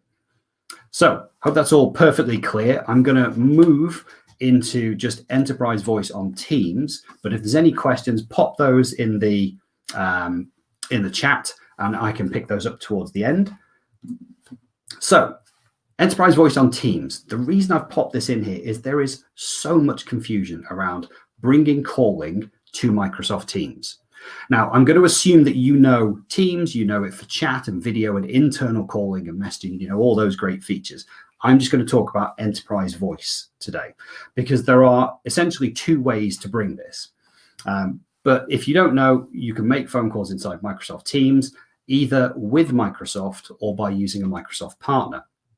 But it's a fully functional phone system, right? You can call people, have contacts, have voicemail. Everything is still built into the same Teams client. But what you as a partner are having to have the conversation with your customer about is how do we implement that? How do we implement it as a partner? And then how do we sell it through to our customer? There's Microsoft calling plans on the right. So in other words, just another license from Microsoft where they get a calling plan. And essentially the phone system is inside Office 365. The SIP, the PSTN trunks, all the lines and minutes, they sit inside Office 365. And you're essentially just marking up another license and selling it through. Or there's a Microsoft direct routing option. Now, a direct routing option is essentially working with a partner who connects their phone system into Microsoft Teams. So Microsoft aren't being the phone system anymore. Your partner is being the phone system, and they are handling all the lines and minutes and any complex functionality that handles with that. And you might wonder, well, how do I make the choice? Well, firstly, I just want to call out that with Tech Data, we have Soft App and the Voice of 365. I've worked with Jeroen and the team over there previously, and they have a fantastic offer for direct routing and a really simple way to bring direct routing into Microsoft Teams. So if you need to look at how do I do direct routing at the end of this session or in the future for one of your customers, speak to your Tech Data rep, ask them about Voice of 365 and Soft App. and they'll put you in touch with the team that owns that, and then you can chat through with Jeroen and those guys. But they will very, very simply, with really clear pricing, help you understand how do I bring direct routing into Teams. Let me just show you this very quickly in the time that we have remaining, and let's see if this makes sense for you all. So in the Microsoft calling plan world, so now we're just thinking about Microsoft calling plans, right? At the top, they've got an Office 365 license, something that gives them Teams, yeah? So the Teams app is costing us nothing. It's kind of built into the license above. I want to make phone calls. I'm a user that wants to make phone calls. What do I need? Okay, I need a phone system license at £6. That's essentially turning on the phone system inside Office 365. I need a national calling plan in blue. I need one of those in order to make or receive any phone calls. So without one of those, even though I've bought the phone system, I cannot actually make or receive a call because I don't have any minutes available to me. So the minimum cost I'm going to incur is those two blue costs, £18 of licensing.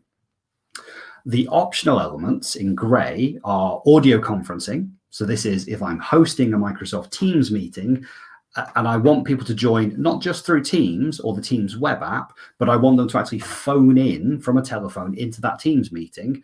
For every user that wants to host one of those meetings, they need a £3 license as well. Or I might need an international calling plan instead of a national calling plan. So those are exchangeable. If you want an international calling plan, you drop the national calling plan and just take international. That's £18. Now, most important thing here is how much money are you as a partner making out of these items? And the answer is not very much. Okay, you will make some margin on the license revenue for the phone system license at £6. So you'll typically make about 90 pence for each one of those by the time you've bought it and sold it through to the customer. The national calling plan, however, at £12 is a zero margin item. And the audio conferencing license is a zero margin item. So you will not make any money there. So what I'm saying to you here is you're not really making money on the licenses. It's back to my previous point. You need to be adding some kind of managed service wrap around here. In the in the small customer world, there is a bundle that Microsoft have brought out that it brings a discounted license for the small users. So anyone who's 300 seats and under in a small business, they can buy this special license, which is called Microsoft Business Voice at £12. Now that actually is a bundle of the phone system, the audio conferencing license, and your national calling plan at £12 per user. So it's slightly cheaper than buying all those features, and is a good offer for small businesses. But again, you as the partner are not making a huge amount of money on that. So we need to build managed service revenue around it. If we're a large organization and we want to look at perhaps using direct routing, and I'll come to how we would make that choice in a moment. If we're using direct routing, we still have an Office 365 plan that gives us Teams. Now, interesting, we still have to pay Microsoft for the phone system license. Although we don't plan to use their phone system to make and receive calls, we still need to turn on the feature that allows Teams to make and receive calls. So although we're not going to use Microsoft to do that functionality, we have to pay the license to enable the feature. And then what we'll do is we'll step down to the next item in blue is we need to then pay a fee to the direct routing provider. So again, looking at Soft App and the Voice of 365, we're then going to pay a fee of £3.20 to connect to their system and host one of our users on their phone platform. And then on top of that, there'll be the lines and minute bundles for national, mobile, and international. Now, they vary, so I can't give you a 100% price on those. The interesting point here is at £9.20 per month is our cost to add direct routing phone system capability, which was versus the £18 if we were to buy that from Microsoft directly. So you can immediately see, well, I've got £9 to play with. How much are these minute bundles from Soft App Voice of 365? How much are those minute bundles? And then here's some delta that I've got to play with.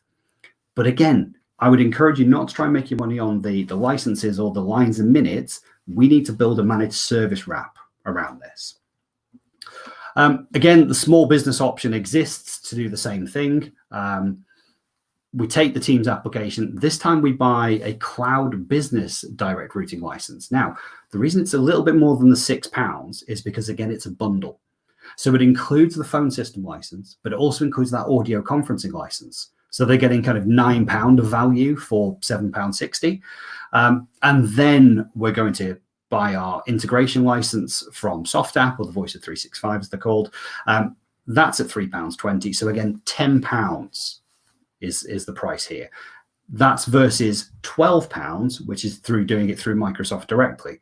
So again, there's additional £1.20 per user that we're opening up. We have to decide if the value is there or actually the value is in the managed service that we offer. So the key difference that I want to run you through between using Microsoft calling plans and Microsoft direct routing is it's all about functionality, right? Microsoft's calling platform, the phone system that's inside Microsoft Teams, is great. It's a great platform for a small business or a simple business that has simple telephony requirements. And what I mean by that is they don't need a contact center. They don't need call recording. They don't need sort of credit card compliance checks or anything like that on the calls that are being recorded.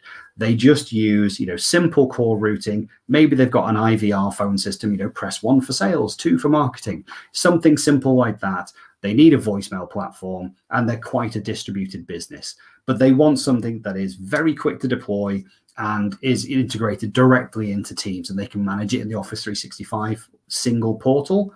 Great. Microsoft calling plans could be the right answer.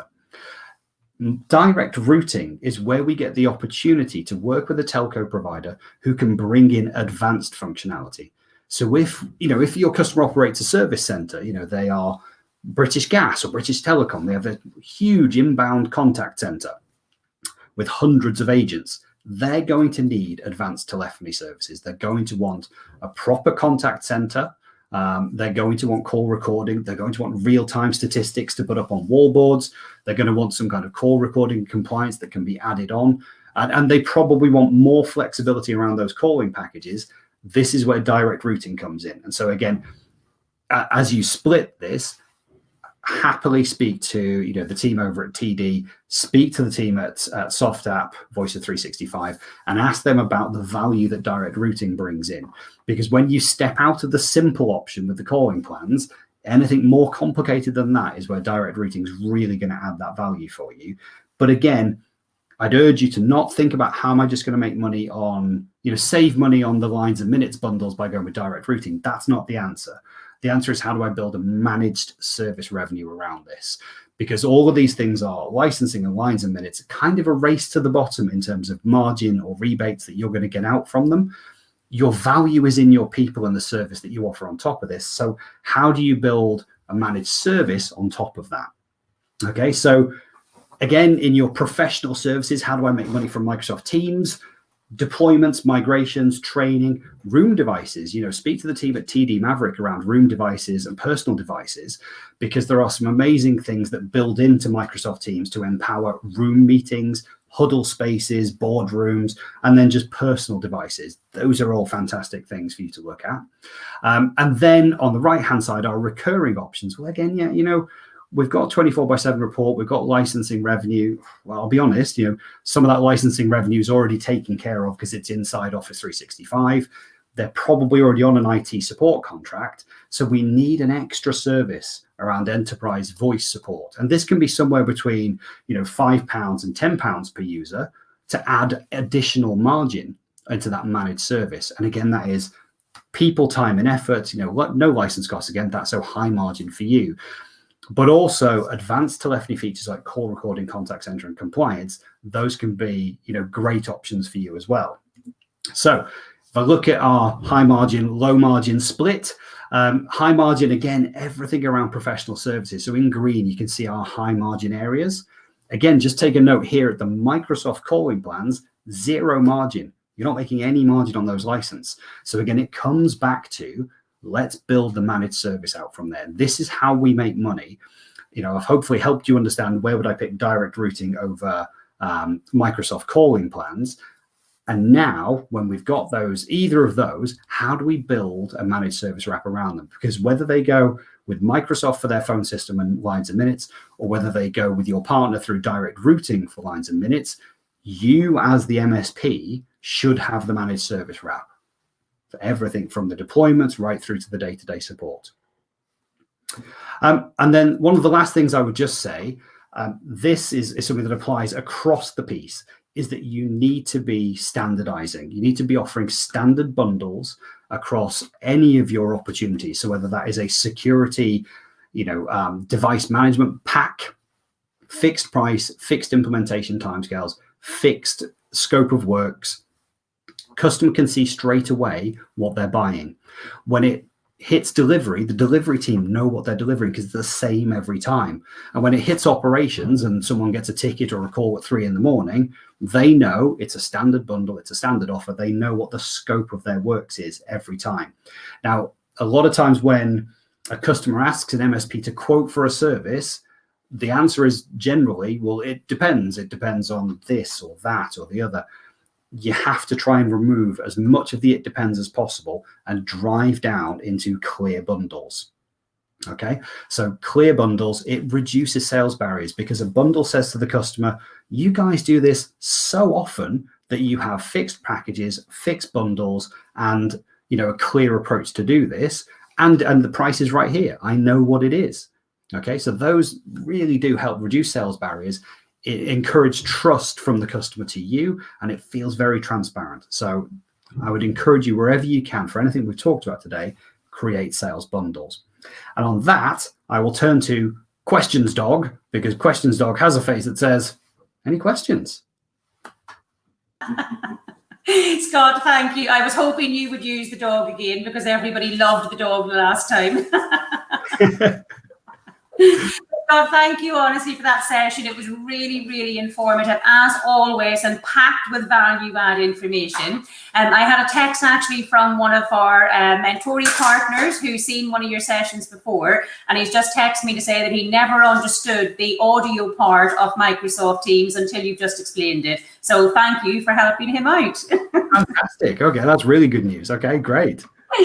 Great. So look, impeccable timing as always. So we still have a few minutes left now for questions. So we have had some come in. So I have one partner asking here, what sort of scenarios require Microsoft 365 to layer in security from third-party vendors? So if I understand the context correctly, it's where would you take Microsoft 365 and still need third-party vendors? Mm-hmm.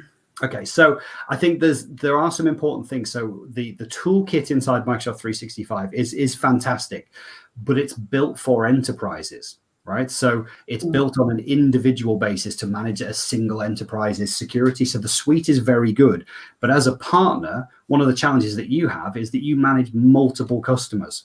Okay, and the time that it takes for you to jump into and out of different customer contexts to manage that security can be quite challenging. So what I would look for, and again, chat to the TD team about this, but I would look for tooling that helps you consolidate and aggregate the security information from multiple customers, and then give your team a single dashboard or a single set of reports to work from that alert into your ticketing system. The other thing that is quite clear is that when we come to multi-factor authentication, which is one of the big pieces, hardware tokens, Microsoft are not a first-party hardware token provider. They provide a software app, but we work with defense contractors and government agencies who cannot use mobile devices in the places that they're at. So physical hardware tokens, if I say something like YubiKey is one of the products that's most often used there, or RSA, of course. These are hardware devices that we bolt into the system. And then lastly, when we talked about cloud app security, that cloud app security where it detects those applications, it only works if you've got a good intelligent next-gen firewall. Okay, that's pumping out the information. So that's where it's kind of integrating with those systems. Does that help? Yeah, it does, definitely. Great, thank you. So I have another one as well. A lot of partners who, obviously as a result of COVID-19, they're seeing cloud infrastructure projects that were previously on the back burner now basically be a priority overnight as such. And they're seeing obviously a lot of customers who think it's really easy just to turn on the cloud and swap everything over really quickly into the cloud. And what have you seen as the impact of COVID-19 on cloud projects and with customers you work with?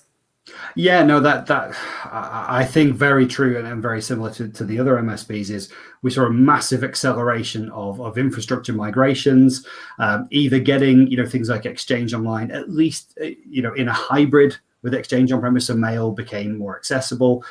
We worked very quickly to help some Australian partners move their customers' data into SharePoint. That sort of burst of energy to take those things, really quickly seems to have happened. And what I would hope, I think I said at the start, what I would hope for is that we as partners have learned that we can do things quickly. Customers can do things quickly when they have the confidence or the right drive. If you can help, as I talked about, packaging those offers that say, hey, here's our Exchange migration pack. Okay, yes, it varies based on the number of users, but here's the basic pack for the professional services. Here's the licenses that we need. Here's our pack to do a SharePoint migration. Here's our pack to help you roll out Teams. The more you can standardize and package those, the simpler it is to get those customers to say yes to those projects. But what I would say now is that kind of initial rush seems to be dying down. What I'm seeing now is a lot more driver for Windows 10 autopilot, device management and security management around business data on non-corporate devices, because customers are now, they're all working from home. Those devices, whether they're personal or corporate, they're not coming into the office. So they're not checking in with those local servers that might apply policy or updates. And they're now looking for a way to manage their estate remotely. Again, MSPs are in a perfect position to do this and help them take advantage of, the new modern Intune endpoint manager that's in there. So again, look at how you could build a service wrap around that, make it really easy for your users to feel confident that although the machines aren't coming back into the office regularly, they're still getting updates, they're still secure. Brilliant. Okay, thank you. And I have to say, actually, on that point around the packages that you put together, the partners on the last session actually really benefited from that. And I think especially now, because customers have to move so quick and partners need to move so quick, it actually really helps them when they have those standard plans and packages. And because otherwise they just spend so much time doing multiple quotes and multiple scenarios, and it ends up taking far too much time out of the sales process. So having those plans and packages in place, I think, really did help a lot of the partners. Yeah, absolutely. Yeah, no, it really does. And I think the speed of getting those turned around and back to the customer helps them make quick decisions as well. But again, it breeds transparency and trust when you have a pre-packed offer. We do this all the time. This is what we do. This is how we do it. It feels really trustworthy, to take someone who's got that ready to go. Yeah, perfect. Okay, so we've time for one last one, and this is around training and adoption. So, and first of all, I actually have to say to you as well, Scott, a huge well done, because the video training tips that you put out over LinkedIn to help many customers who had quickly transitioned to Office 365 or Microsoft 365, and they had no idea how to use things like Teams, or they didn't know how to check the security. So your video tips that you were putting out on LinkedIn were actually really valuable to many, many customers. So huge shout out to you for actually doing that. So well done. No, thank you. In terms of Teams training, we hear a lot of people now doing Teams training and free Teams training. What are you seeing for the future of that, and how can we help more customers to really adopt all of the functionalities that they have but maybe aren't aware of? Yeah, so I think that's an interesting one, and it's very much where MSPs can get out of their comfort zone, because it feels like a learning and development issue. And if the customer doesn't have a learning and development practice or owner or anything like that, it can feel really difficult. But there are some really good partners for online training that make it fun, and they've kind of gamified it and brought little badges and things like that to keep people interested. I mean, I would very simply, a couple of steps from me as the partner would be, encourage people to self-serve some of that information, so that they can feel they can go and get it. If they don't know about typing /help into the search bar at the top of Teams, go and email everyone, tell them that. They type /help. There's a load of built-in videos that say, How do you schedule a meeting? How do I do a conference call? How do I drag someone into a thing? How do I do external sharing? Straight inside the Teams app, /help, you're away. That's one great tip, share that with the client straight away. But I do find, online training isn't the only answer. And a lot of times, people are busy, or they just don't have the impetus to go through and sit through and watch a lot of online videos. So I would encourage people, probably more difficult now, with this remote working situation, when we get back to normal, boot camps, classroom training really, really helps, getting in front of people and helping them solve their business challenges and not just teaching them how to use the technology. So before all of this, we would run boot camps with businesses to help them sit down, show them the team, show them the functionality, but then say, right, how do you do one of your tasks on a daily basis, and how can we now do it in teams? It becomes more valuable when they understand it's changed their business process, or it's made something easier for them, and now they're really kind of enthusiastic to use the technology. So yeah, I think a couple of things: you get back in front of people when we can. I think that's really important. Engage with them with hints and tips, and real quick things like /help takes 2 seconds for you to tell people about, right? And they'll go and get a load of value out of that. But do also, chat with TD. Let's have a look at what's in the partner portfolio for online and digital learning. And there is one other last set of resources, which is there is a Microsoft SharePoint library, which is filled with tons of information around Office 365 that you can deploy for your customers into their SharePoint tenant. And again, they can self-serve and consume that. I will have to come back to you with the link, Fiona, if I'm honest. I can't remember off the top of my head, but there's a whole library that you can plug in. But I'll share that with you, and you can share that with the audience. Perfect.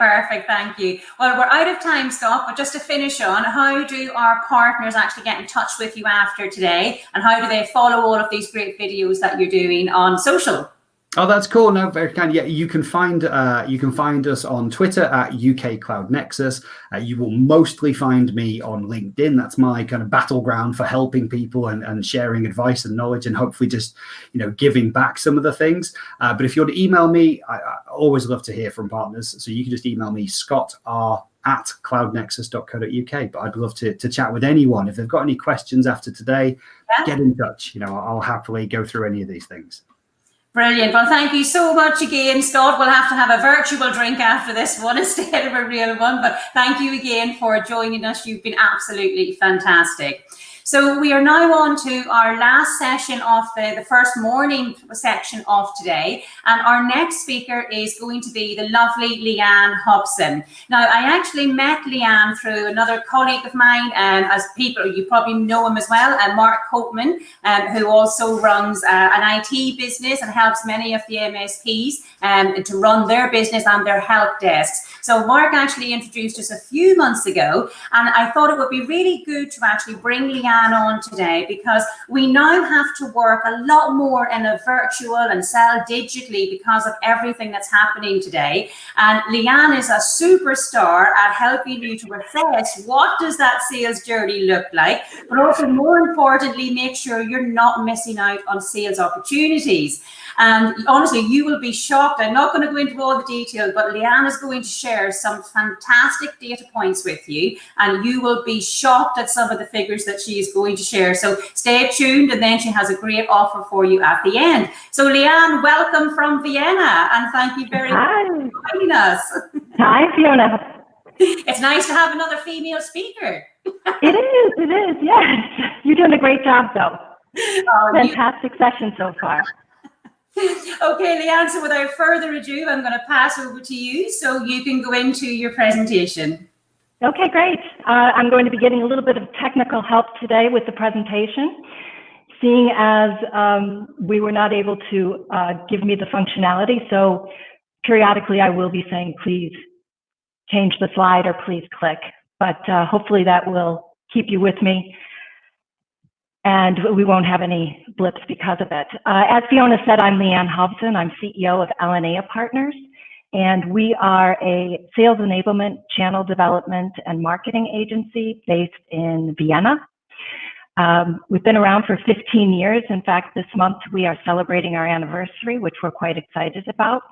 And I'm going to talk to you today about one of our flagship products, or services that we're running, and some of the results and research that we've generated because of it.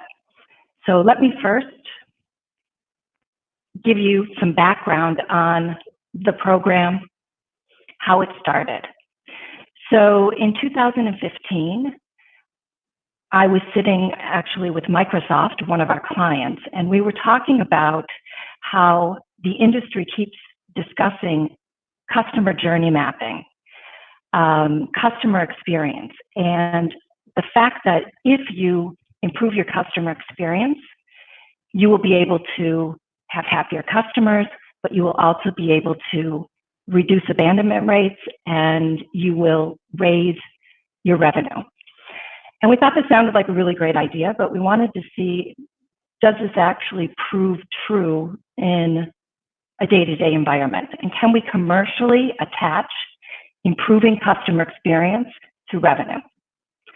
So what we did is, if you can move to the next slide,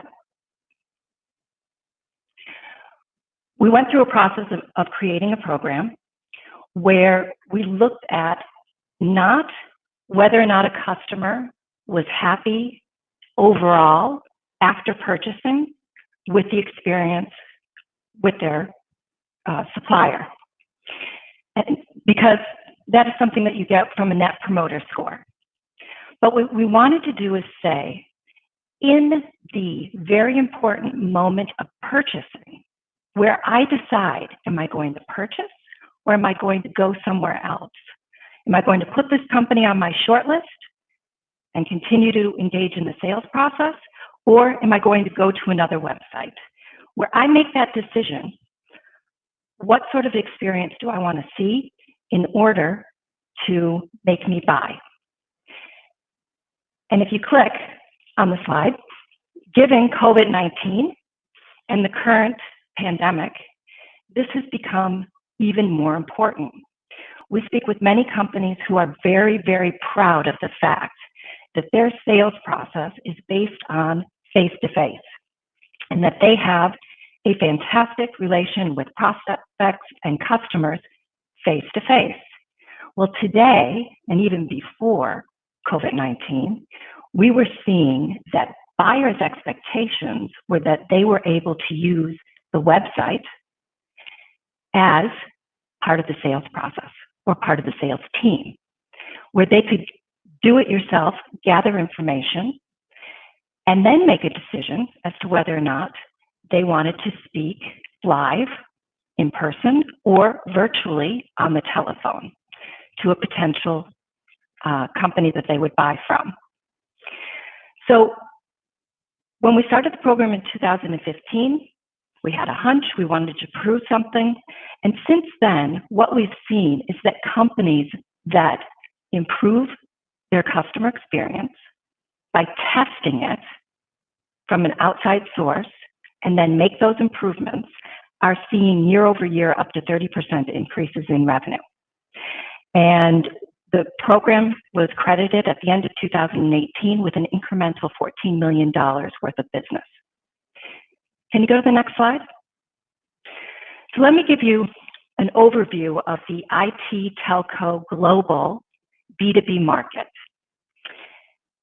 We looked at over 550 and growing different companies that fit into that category, all different shapes and sizes. And what we did is we looked at the in-the-moment buying process, which included today over 160 different data points that we look at. And the way we go about this process is we follow a journey.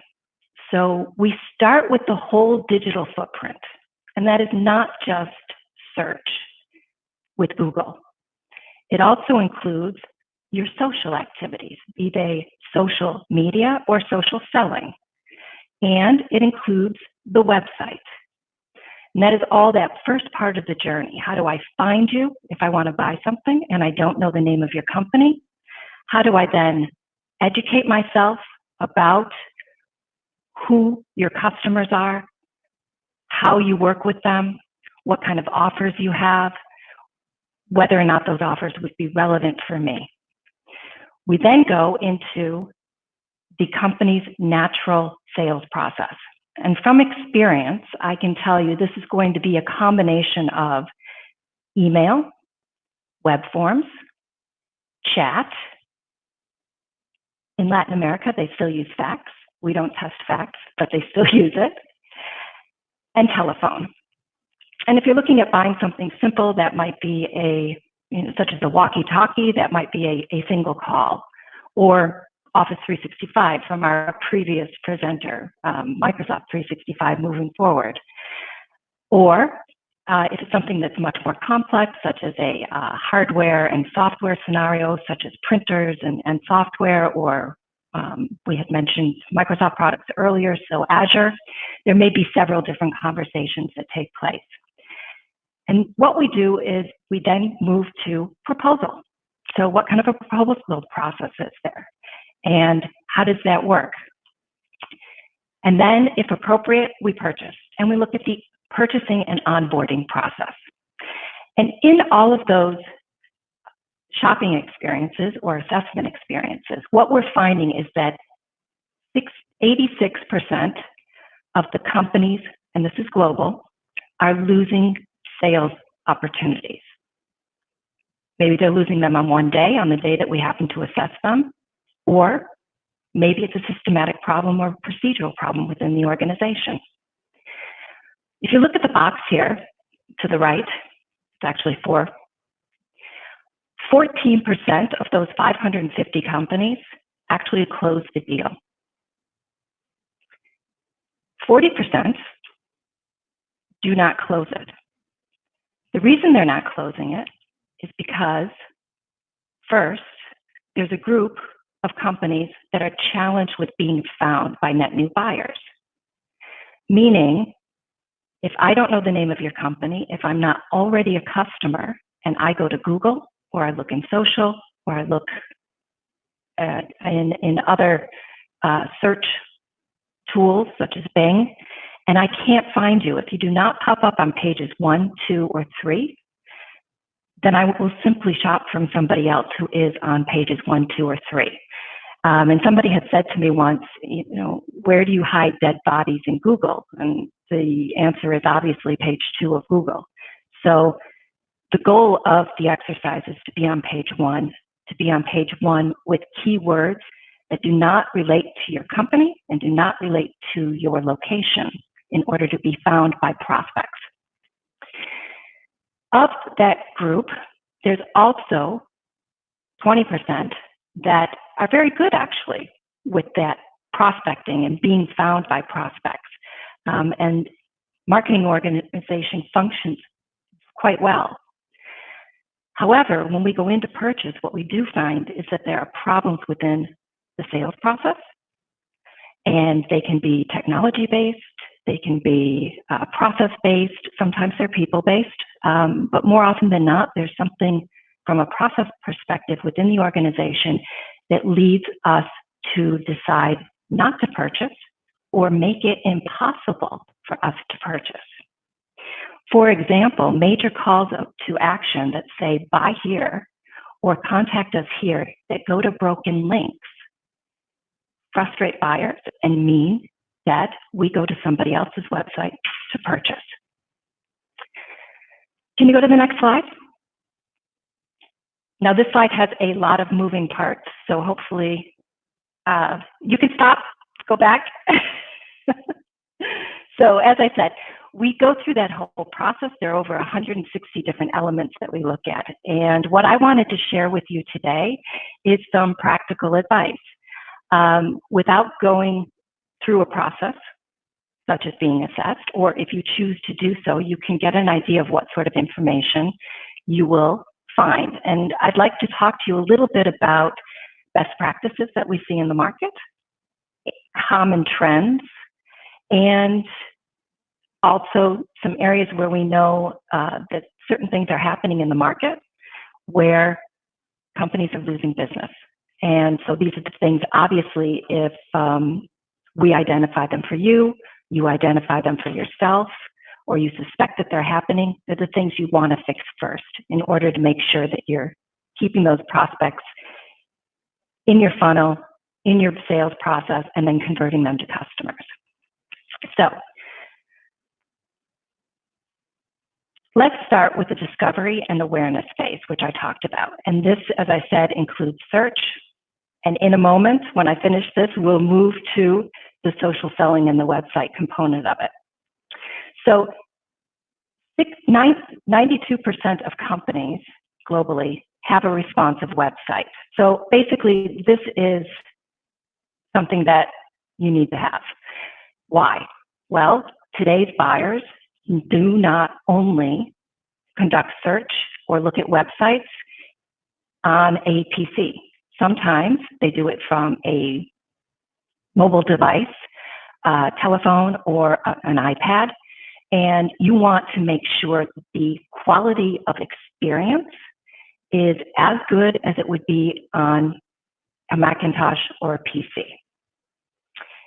The 92% means that most of the companies are doing that, so you can pretty much be sure that your competition is doing that, for example. The majority of companies that we've looked at have easy site navigation, so 94%. I can tell you in the last 2 months, because we've had a number of companies come to us and say, given COVID-19, we should have done this before, or we've done it before, but we want to do it again. We want to make sure that everything's in place and top-notch given today's environment. So while the majority of them companies have very good search navigation on the website, we had a number of companies in the last 2 months that didn't. So what we were seeing is if you go to the top search, either too many technical terms, meaning it was as though we were talking to each other instead of to end user prospects in the market, using terms such as CSP, which anyone in the Microsoft world knows what that is very well, but an end user doesn't know what that means. And particularly if you're looking at an indirect partner-to-partner approach, a net new partner prospect might also not know what that means. So they would be confused. Or what we're seeing at the navigation stage is quite often when websites are very old, you get landing pages or new information piled on top. And what that means is you get a lot of things in the navigation, but from an end user perspective, it's overwhelming. They don't know where to go. There are maybe 2 or 3 different areas that might possibly cover what they're looking to purchase, but it's not crystal clear. So clean them up and make sure that you aren't using too many technical terms and that it's crisp and clear. 64% have a corporate page on LinkedIn and are ready for social selling. So while they're present there, I can tell you that a few companies are actually actively running content from their LinkedIn pages. While there's a presence there, and while we see that many employees from companies are on LinkedIn, this is a whole area that is not being used to its potential. And if you get in there early and start doing it now, you will be ahead of the majority of the market. I can't say enough for LinkedIn and the value of it. When done right, first, that's where all your customers and prospects are, especially now. And second, if you do it right and you are authentic with what you're doing, you will see inbound. And that should be the goal of any social activity that you're doing, unless you're simply looking for a job, but then you would also want to have inbound coming to you, trying to get you to move to another company. Moving to some of the negative things that we've seen in search. Only 34% of the companies have search on their website. Now that sounds like a really silly thing. Why would I even care about that? Well, I'll tell you. If I have to go to your website and read everything on the website in order to find what I'm looking for, you can imagine about how long I will stay there and do that. That's just the nature of buying today. Second, and I found this out from our buyers because we do this in over 20 different languages, which means that we have lots of different people who buy for us. What I found out is when a website does not have a search function, they go back to Google and use the term they're searching for to try to come back onto your website. Now think of how many times I might do that while I'm looking to shop for something that you have, and what the odds are that I am going to either get fed up with it or bounce into somebody else's website, meaning leave your shop and go to somebody else's. Also in search, only 9% of companies can actually be found on page 1. And I mentioned that earlier in my summary. So let's move on now to the website and social selling a little bit deeper. So on the best practice side, or the positive side, 61% of the companies that we assessed highlight their partnership logos. And actually just a small caveat, and the right logos, not old ones that are out of date. Why is this important? Well, first of all, it makes your partners happy. So good partner relationships, and I could probably also put some sort of I could definitely put a commercial value on that one as well. And I'm sure you could also. But why not shine a light on your competencies?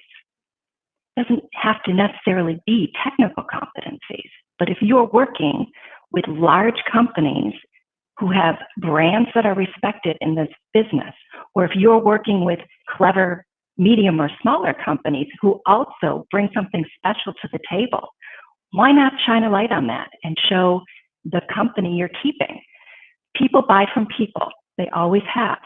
It's even more true today since the launching of sites where people put referrals and suggest, other companies and other people that have actually bought these products and services. And it allows you to see, well, if a company like this bought there, then it might be good enough for me as well. So fantastic opportunity, and many companies do not take advantage of it, but 61% of the market is. 44% of the websites are using language, as I said earlier, that is too technical. Let's stay in the Microsoft world for a minute. And it's not just here that it's happened, but what we can see historically is Microsoft has made a very clear effort to push partners to transform over the years and to stop being extremely technical in their descriptions. And there's a group of companies out there that have not moved from that space, and they're still extremely technical. And if you're not an IT manager or you don't know the technology, it's not going to relate to you. It's not going to be a site that you want to purchase from. There's another group of companies that have started to move in the right direction, and you will see a mixture. And this is good, and it shows the progress, and probably shows where they've tested a few things, and some things have stuck and worked, and some haven't. But now's the time to go in and really try to clean that up and move to the best practice, which is where companies are selling to multiple personas, not just the IT manager, but maybe the CEO, or maybe the CFO, or the marketing manager, or others within the organization. And they're speaking in normal terms like you and I are speaking today. They're not talking about technologies that are not relevant. They're talking about business outcomes. And the websites are selling as consultative sites. And these are the companies that are the better practice and what you should be aiming to get to.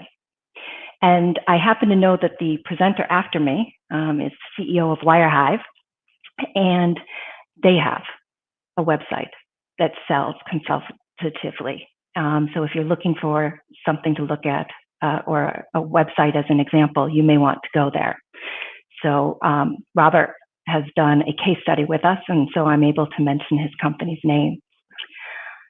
Let's move into some of the negative things or challenges that companies are having. So 38% only are showing an understanding of the buyer on the website. So our buyers go on to the website and they can see their problems, their challenges. They can see that your company can fix them. So there's a big percentage of the market that are not doing that. And that's what I'm talking about when I say get more into a consultative approach versus just looking to take an order. 56% are not providing relevant testimonials. So as much as we want you to show and shine a light on your partners, bring your customers into your website, bring them into your sales process. Bring them into your proposals. It can be a quote. It can be a full testimonial. It can be a video. Videos are the best, by the way. Keep that in mind. But 56% are not telling us what kinds of companies they work with, who their happy customers are, and they must have lots of them. And they're missing that opportunity. So if you don't have any on your website, here's a little advice for free. Go and get a customer, put them in front of your iPhone, have a 3-minute conversation with them and put it on your website. You will be ahead of a good percentage of your competition. Only 21% are using a referral program, and this is true this is generally true in B2B. We have found out through the sales process that there are some companies that do offer a referral program, but they talk about it in the sales process. So that's good. Or they may mention it in their proposals, which is also good. But if you do that, get it onto your website. Make sure people are aware of that.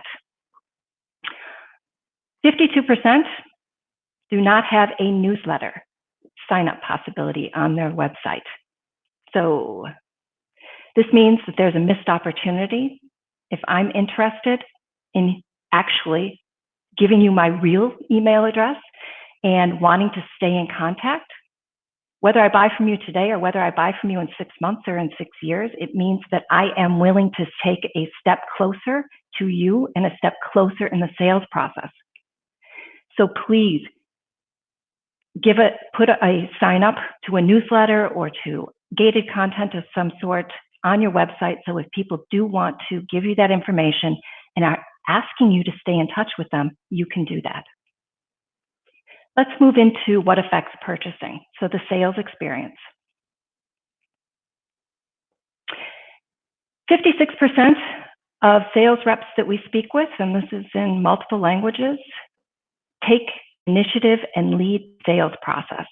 So there's still a lot of companies out there that have sales reps that unfortunately, and this could be the sales rep or it could be the sales process they're trained on. Keep that in mind as well. So where they actually take us through and say, this is the next step in our sales process, this is how we buy, this is what you need to do next. If you do purchase, this is how you get started, etc.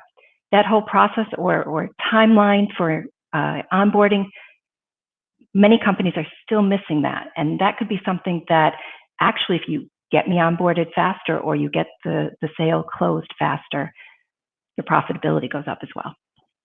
And you have a happier customer at the start. 54% of sales reps are using purchase triggers. So don't sell past the close. I worked at IBM. That was something that we said quite often. They're not recognizing that our buyers are ready to buy and they're not trying to close the deals. So still some refinements that could take place in many of the cases where we assess. 57% of companies do not have an online chat function. And I know a lot of this has to do with resourcing. Some of it might have to do with you've not quite found the right AI application. But the reality is that most mature markets are using chat. and it's to keep me on the page. It's to answer questions via chat that I don't have to ask a sales rep. So when I enter into a conversation with a sales rep, quicker time to close because some of my questions have already been answered. Think about it if you don't have it. Less than half of the companies that we assess, or 45%, the sales rep actually addresses upsell opportunity. So this is a huge miss with many companies. Upsell, cross-sell, looking at that not just because you've got a clever salesperson that knows how to do that in a sales call, but let's systematically take a step back. Have you done your solution mapping? Have you done your product or software road mapping so that you can see exactly what an ideal buying process would look like against a specific type of customer or a specific kind of buying scenario?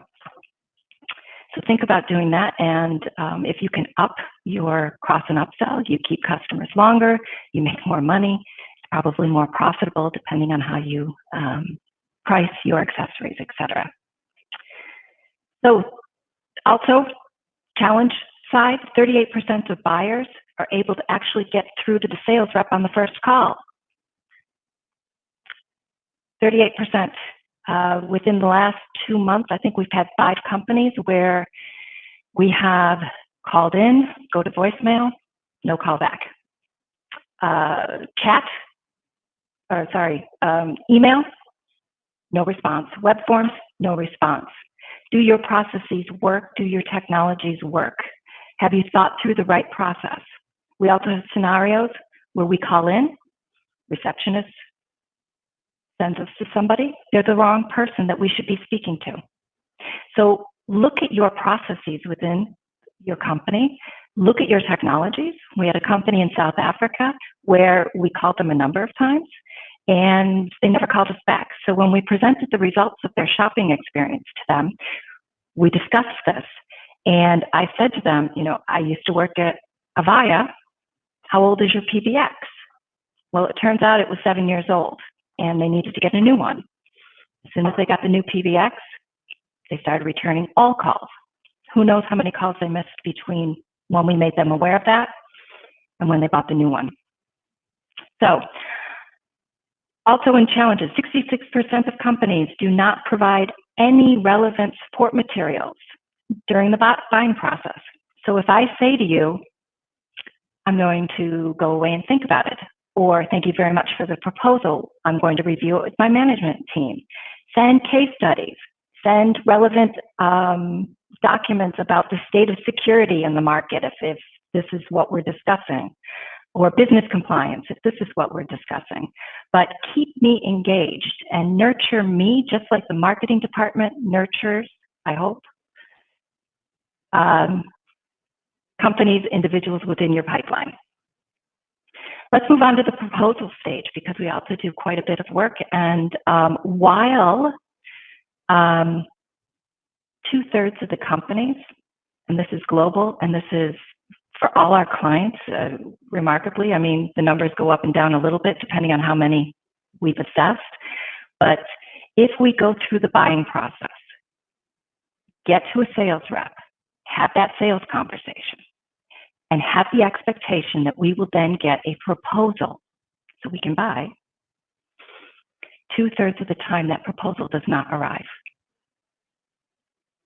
2/3. There's a lot of money being left on the table. In those proposals, only half are offering value-added services. Do you have a value-added services roadmap? Are you clear that all of your proposals include the right training, the right additional services that you offer for your customers? Are you making them aware of that from the very beginning? Whether they buy it or not, it may be something that they need in the short, medium, or longer term. Challenges we see with proposals. So 57%, as we did the latest numbers, did not send the proposal at all. 64% did not set up, 74%, my eyes are going, 74% did not set up a proposal review. Really critical, and I would say that this should be true for all sizes of customers. Set up a proposal review, increase the opportunity to close.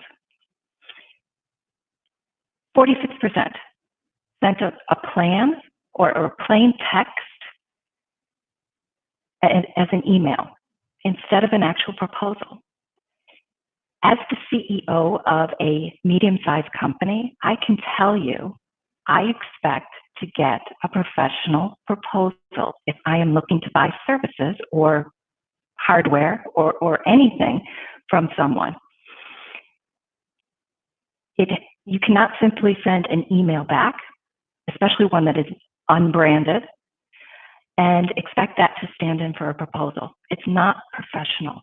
And large companies expect it, but also smaller, medium-sized companies expect that today. There was no relevant summary in 75% of the proposals we look at. What that means is there was no way to personalize to my situation. So I did not get the sense that I was getting a proposal that was based on the conversation I had with that sales rep or one of my buyers had with the sales rep. It was simply a standard proposal, plug and play. And it instantly gives us the feeling, is that how I'm going to be treated from now on as a customer? So individualize and get that special feeling. People talk about adding delighters to your sales process. Well, they're tough to think about and come up with. There's one of them. 64% did not include any kind of timeline or next steps. And quite often we don't even know how to purchase based on a proposal. So check those things out. 67% do not add the value proposition of the company. So why you? Why should I buy from you versus from you? Include that not only in your sales conversations, not only on your website, but in your proposals. And I can also tell you that many proposals we receive are still not locked as PDF files. One of the things I always claim I'm going to do is put in my own terms and conditions, sign it, and send it back to you. I hope you have a proposal process that means you reread the proposals after I send it back if you're not locking it in PDF.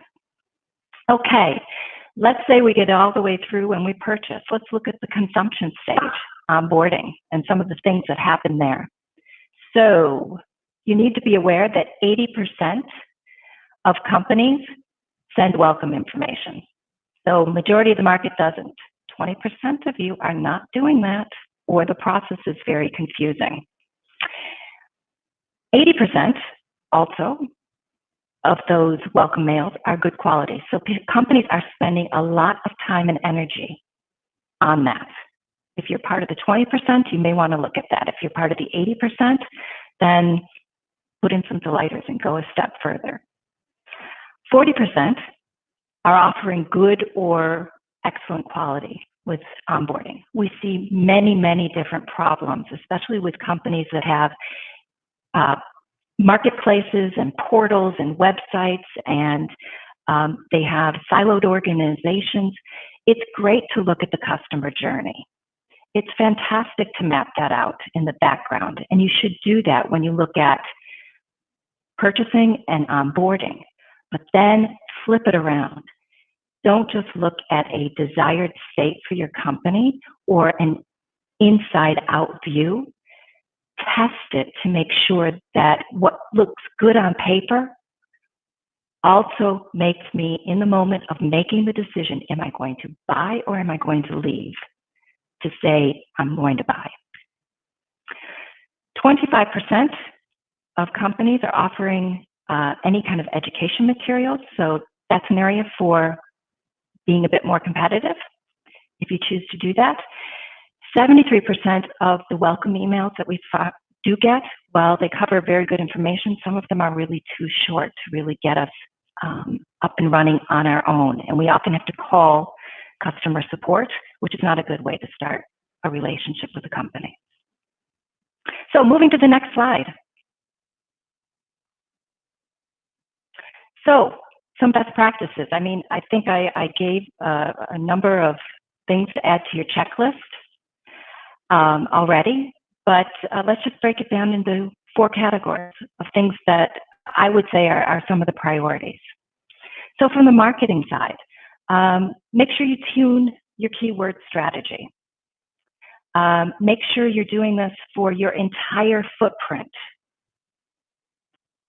If you have employees, make sure they know what your hashtags are.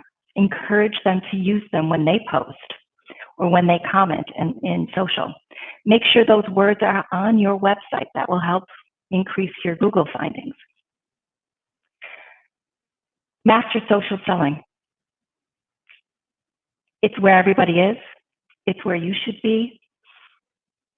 Don't ghost me by having many people in your company without any pictures. Pick a company, search them in LinkedIn, look at the employees. If a significant number of them simply have those little boxes where the icon is because they're too shy to come out and sell to you, well, it looks really creepy in social media. So companies, marketing people, make sure that your employees, your colleagues have pictures. Make sure they have the basics, or they should probably close the site down. And when you do social, focus on inbound. Whichever agency you're talking to, learn how to do it yourself to be authentic, and learn how to push for inbound, not awareness. Best practice with website designs. Lots of companies out there that can give really, really good advice on website designs. Go the extra mile. And if you're unfortunately working for a company that has a lot of silos, or you have an old website, then see if you can work up to the CEO, the senior management team, and get either approval to rip down those silos or approval to start with a new website, new landing pages from scratch. Bit radical, I know, but on the far extreme, unfortunately, that's our role in marketing, is to break down those walls. Sales, a couple of ideas. Master the due diligence on your proposals. We've done some work to see that 86% of companies that nail that first call, that due diligence call, where you ask me who I am and what I'm trying to do. If you get that right, 86% of the cases, you'll close the deal. Look at those questions, rehearse those questions, make sure that they are consultative questions and delighter types of questions, and not just order-taking types of questions. Create a proposal, a purpose-driven differentiator. If I look at the world of printers, all the websites look like catalogs, and there's one printer after another. How do I choose whether I buy from this printer company or from that printer company? Or you're a SaaS company, so everybody tells me cloud, cloud, cloud. Okay, so which of these 10 cloud companies should I buy from? Where's the differentiator? Why you? Why do I want to buy from you? Why do we want to have a relationship? Make sure your prospects go to the right department. I talked about that. So pick up the phone and make sure I get to the right person. And then make sure your offers, as you put them on the website, as you talk about them, are understandable and relatable, not too technical, and focus on my business need. If I have a medium-sized company, and we have lots of different technologies, maybe my need is modernization. Maybe I want to make sure that we have the best technology. It's not a technical decision. It's a lifestyle and a work style decision. If I have a lot of different kinds of software and hardware in my company, I'm not interested in the conversation about the IT. I'm interested in the conversation about security. or about management of those systems, or about, additional data analysis I can do from those systems. Business outcome. Make sure you're focusing on that. Then let's look at the offer. So create persona-focused customer roadmaps, not technical roadmaps. Make sure you have specific cross and upsell. Think about it from the very beginning. Train your sales reps on it. Train your marketing people on it. Train your whole company on it. Proposals. Make sure your proposals are that you're using a template tool so you can get them out the door quickly.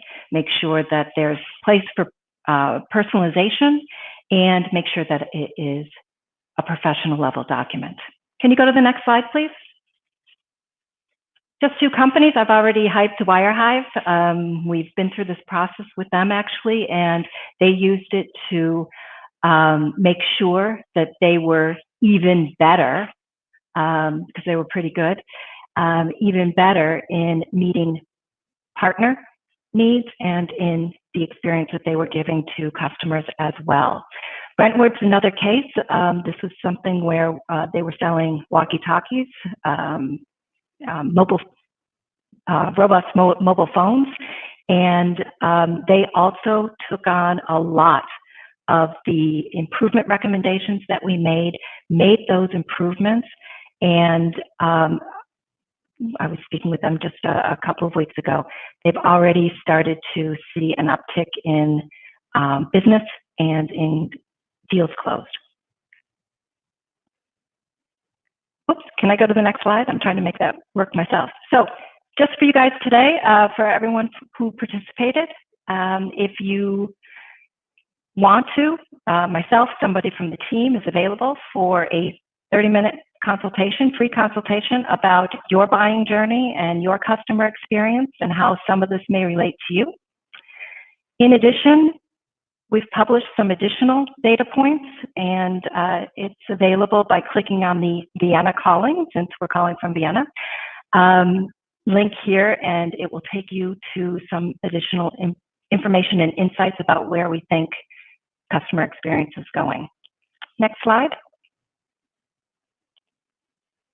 Fiona, I think we're nearing the end. This is my contact detail. This is how you can reach me. I'm in LinkedIn. Allinea Partners is on a number of different social media sites, but I can mostly be reached through LinkedIn. Brilliant. Hi.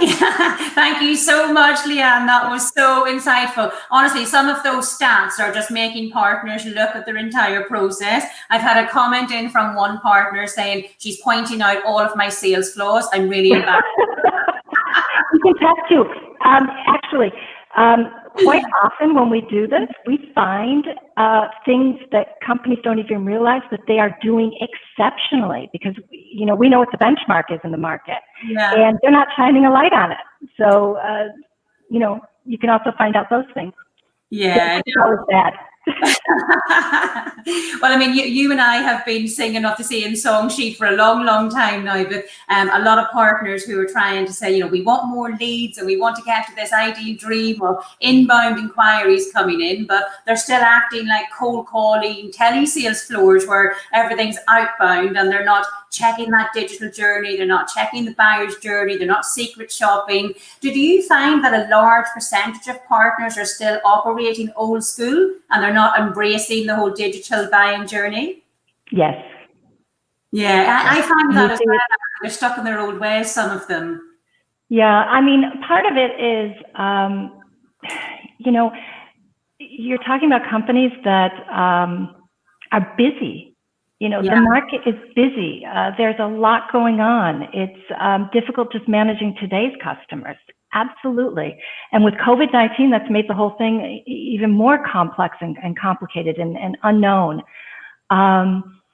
So, it's like the cobbler's kids going without shoes, or whatever story you want to tell. But what we're seeing is that those that are, taking that step back and saying, okay, I know I'm busy. I know there are things that are not going right, but I want to check that and I want to make those improvements. Those are the ones that are, frankly, going to be trending ahead of a lot of the market in the days, weeks, and years to come. Yeah, I agree completely. And I mean, I think the last stats I looked at was 57% of the buyer's journey is done digitally today, and 67% of the buying decision is actually made online before they even contact a salesperson. So for me, there isn't even any such thing as social selling now. I think it's just going to be called selling, because most of it is done virtually. It is just selling is done online today. And if partners aren't embracing it, they're going to miss out on those opportunities. Yeah, or there are even cases that it's 100% online, because within a certain persona or a certain size of companies, there are companies that, like GoDaddy or Rackspace, that want to service them 100% online. It makes sense for the business. Yeah. So how do you make that experience so good that you can afford not to have a person in it? Yeah, I know. And listen, just when you mentioned their customer experience, that is becoming more and more important to customers today. With, I think it was 1 in 3 customers saying they would even leave a brand that they absolutely love if they got a bad customer experience. Do you find that customer experience is being monitored and measured even within companies today to check that customer experience and satisfaction? Yeah, I think there are a combination of things that are happening. I think a lot of people have done their own journey mapping, which I think is absolutely critical. But keep in mind that is a desired state for a company, and it is an inside-out view. So that should, in my view, be step 1. There are also net promoter scores and all kinds of customer studies that are done. Also good, but this is also, how is the overall experience at a given time that I choose to send you a survey? Are you in a good mood or are you not in a good mood? But what we're talking about doing is also have people go through that buying process and give you candid feedback. Make sure they're not associated with the company, because the less they know, the better in this scenario. So I think when all 3 are working together, and that can be, you've done a merger and acquisition, you want to check it. You have a new sales rep, they want a 100-day plan. You have a new CEO, he wants a 100-day plan, or a marketing person. You launch a new product and it's not making the revenue it should in 3 months. Check it. Yeah. So I think companies are moving to it. Yeah, I mean, fingers crossed. But I think especially a lot of the partners who were on today's call, a lot of them are in the service industry, so managed service providers, and customer experience is right up there, and service levels. It's a really important measurement to now have as part of your critical KPIs that you should be measuring in your business. Absolutely. So, just another couple of things to point out here. The 57% of people who did not send a proposal. I mean, for me as a sales trainer as well, that is like shocking. What were the main reasons why they didn't send the proposal? Was it a system error? Was it the people that made the error? What are the main reasons that you find they didn't send proposals? Lots of different reasons. It could be somebody went on holiday, or it was Christmas and it didn't get it done before leaving. Yeah. We've been stuck in outboxes. Right. We've had sales reps, think that this was not the type of persona they wanted to be selling to, even though the CEO and the sales director had done the persona with us before we started. So there was a disconnect. Yeah. We've had people who didn't feel comfortable putting the proposal together. And we've also had situations where a competitive offer is made to compared to the company that is purchasing. So when we go through the process and we set the expectation of what we're going to be sold, quite often at the proposal stage, it comes out that something wrong was sold. So the company needs to go back and take a look at personas mapping to solutions again. I think it's a really good thing for partners on today's call to actually go back and check that, because, especially if you're putting all that effort into generating the leads online and getting all your marketing engines working, and then you find out the proposal doesn't even go out, it's just an entire waste of everybody's time. So please go and check your proposals and check if you're sending them. Don't waste money.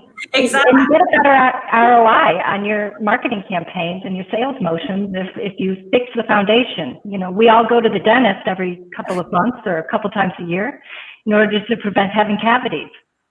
Yeah, and actually that's a really good way to look at it. When's the last time you go for dental checkups? What, every 6 months? How often do you think customers actually go through and review their buyer's journey? How often in reality do you think they do it? Once a year, twice a year?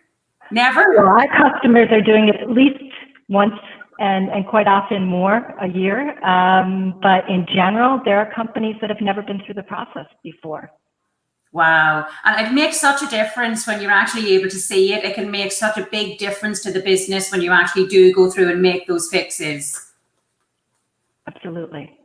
So one last question for you. We have a question here saying, based on the social selling and based on most people now having to work remotely and customers working remotely as well, what do you find is the most effective communication method to contact customers? I use LinkedIn, and I think that it's very effective. Connecting with people, finding partners, finding people who want to work with us, generating inbound for our business. Mm-hmm. I use LinkedIn, and we've been through a year's trial and error after having many years of using it, but not really, getting much out of it other than awareness. And we have seen a big turnaround within the last 4 months or so. Big uptick in inbound. So I would encourage companies to pick one that you're comfortable with, do that really, really well instead of doing multiple, and then see from there.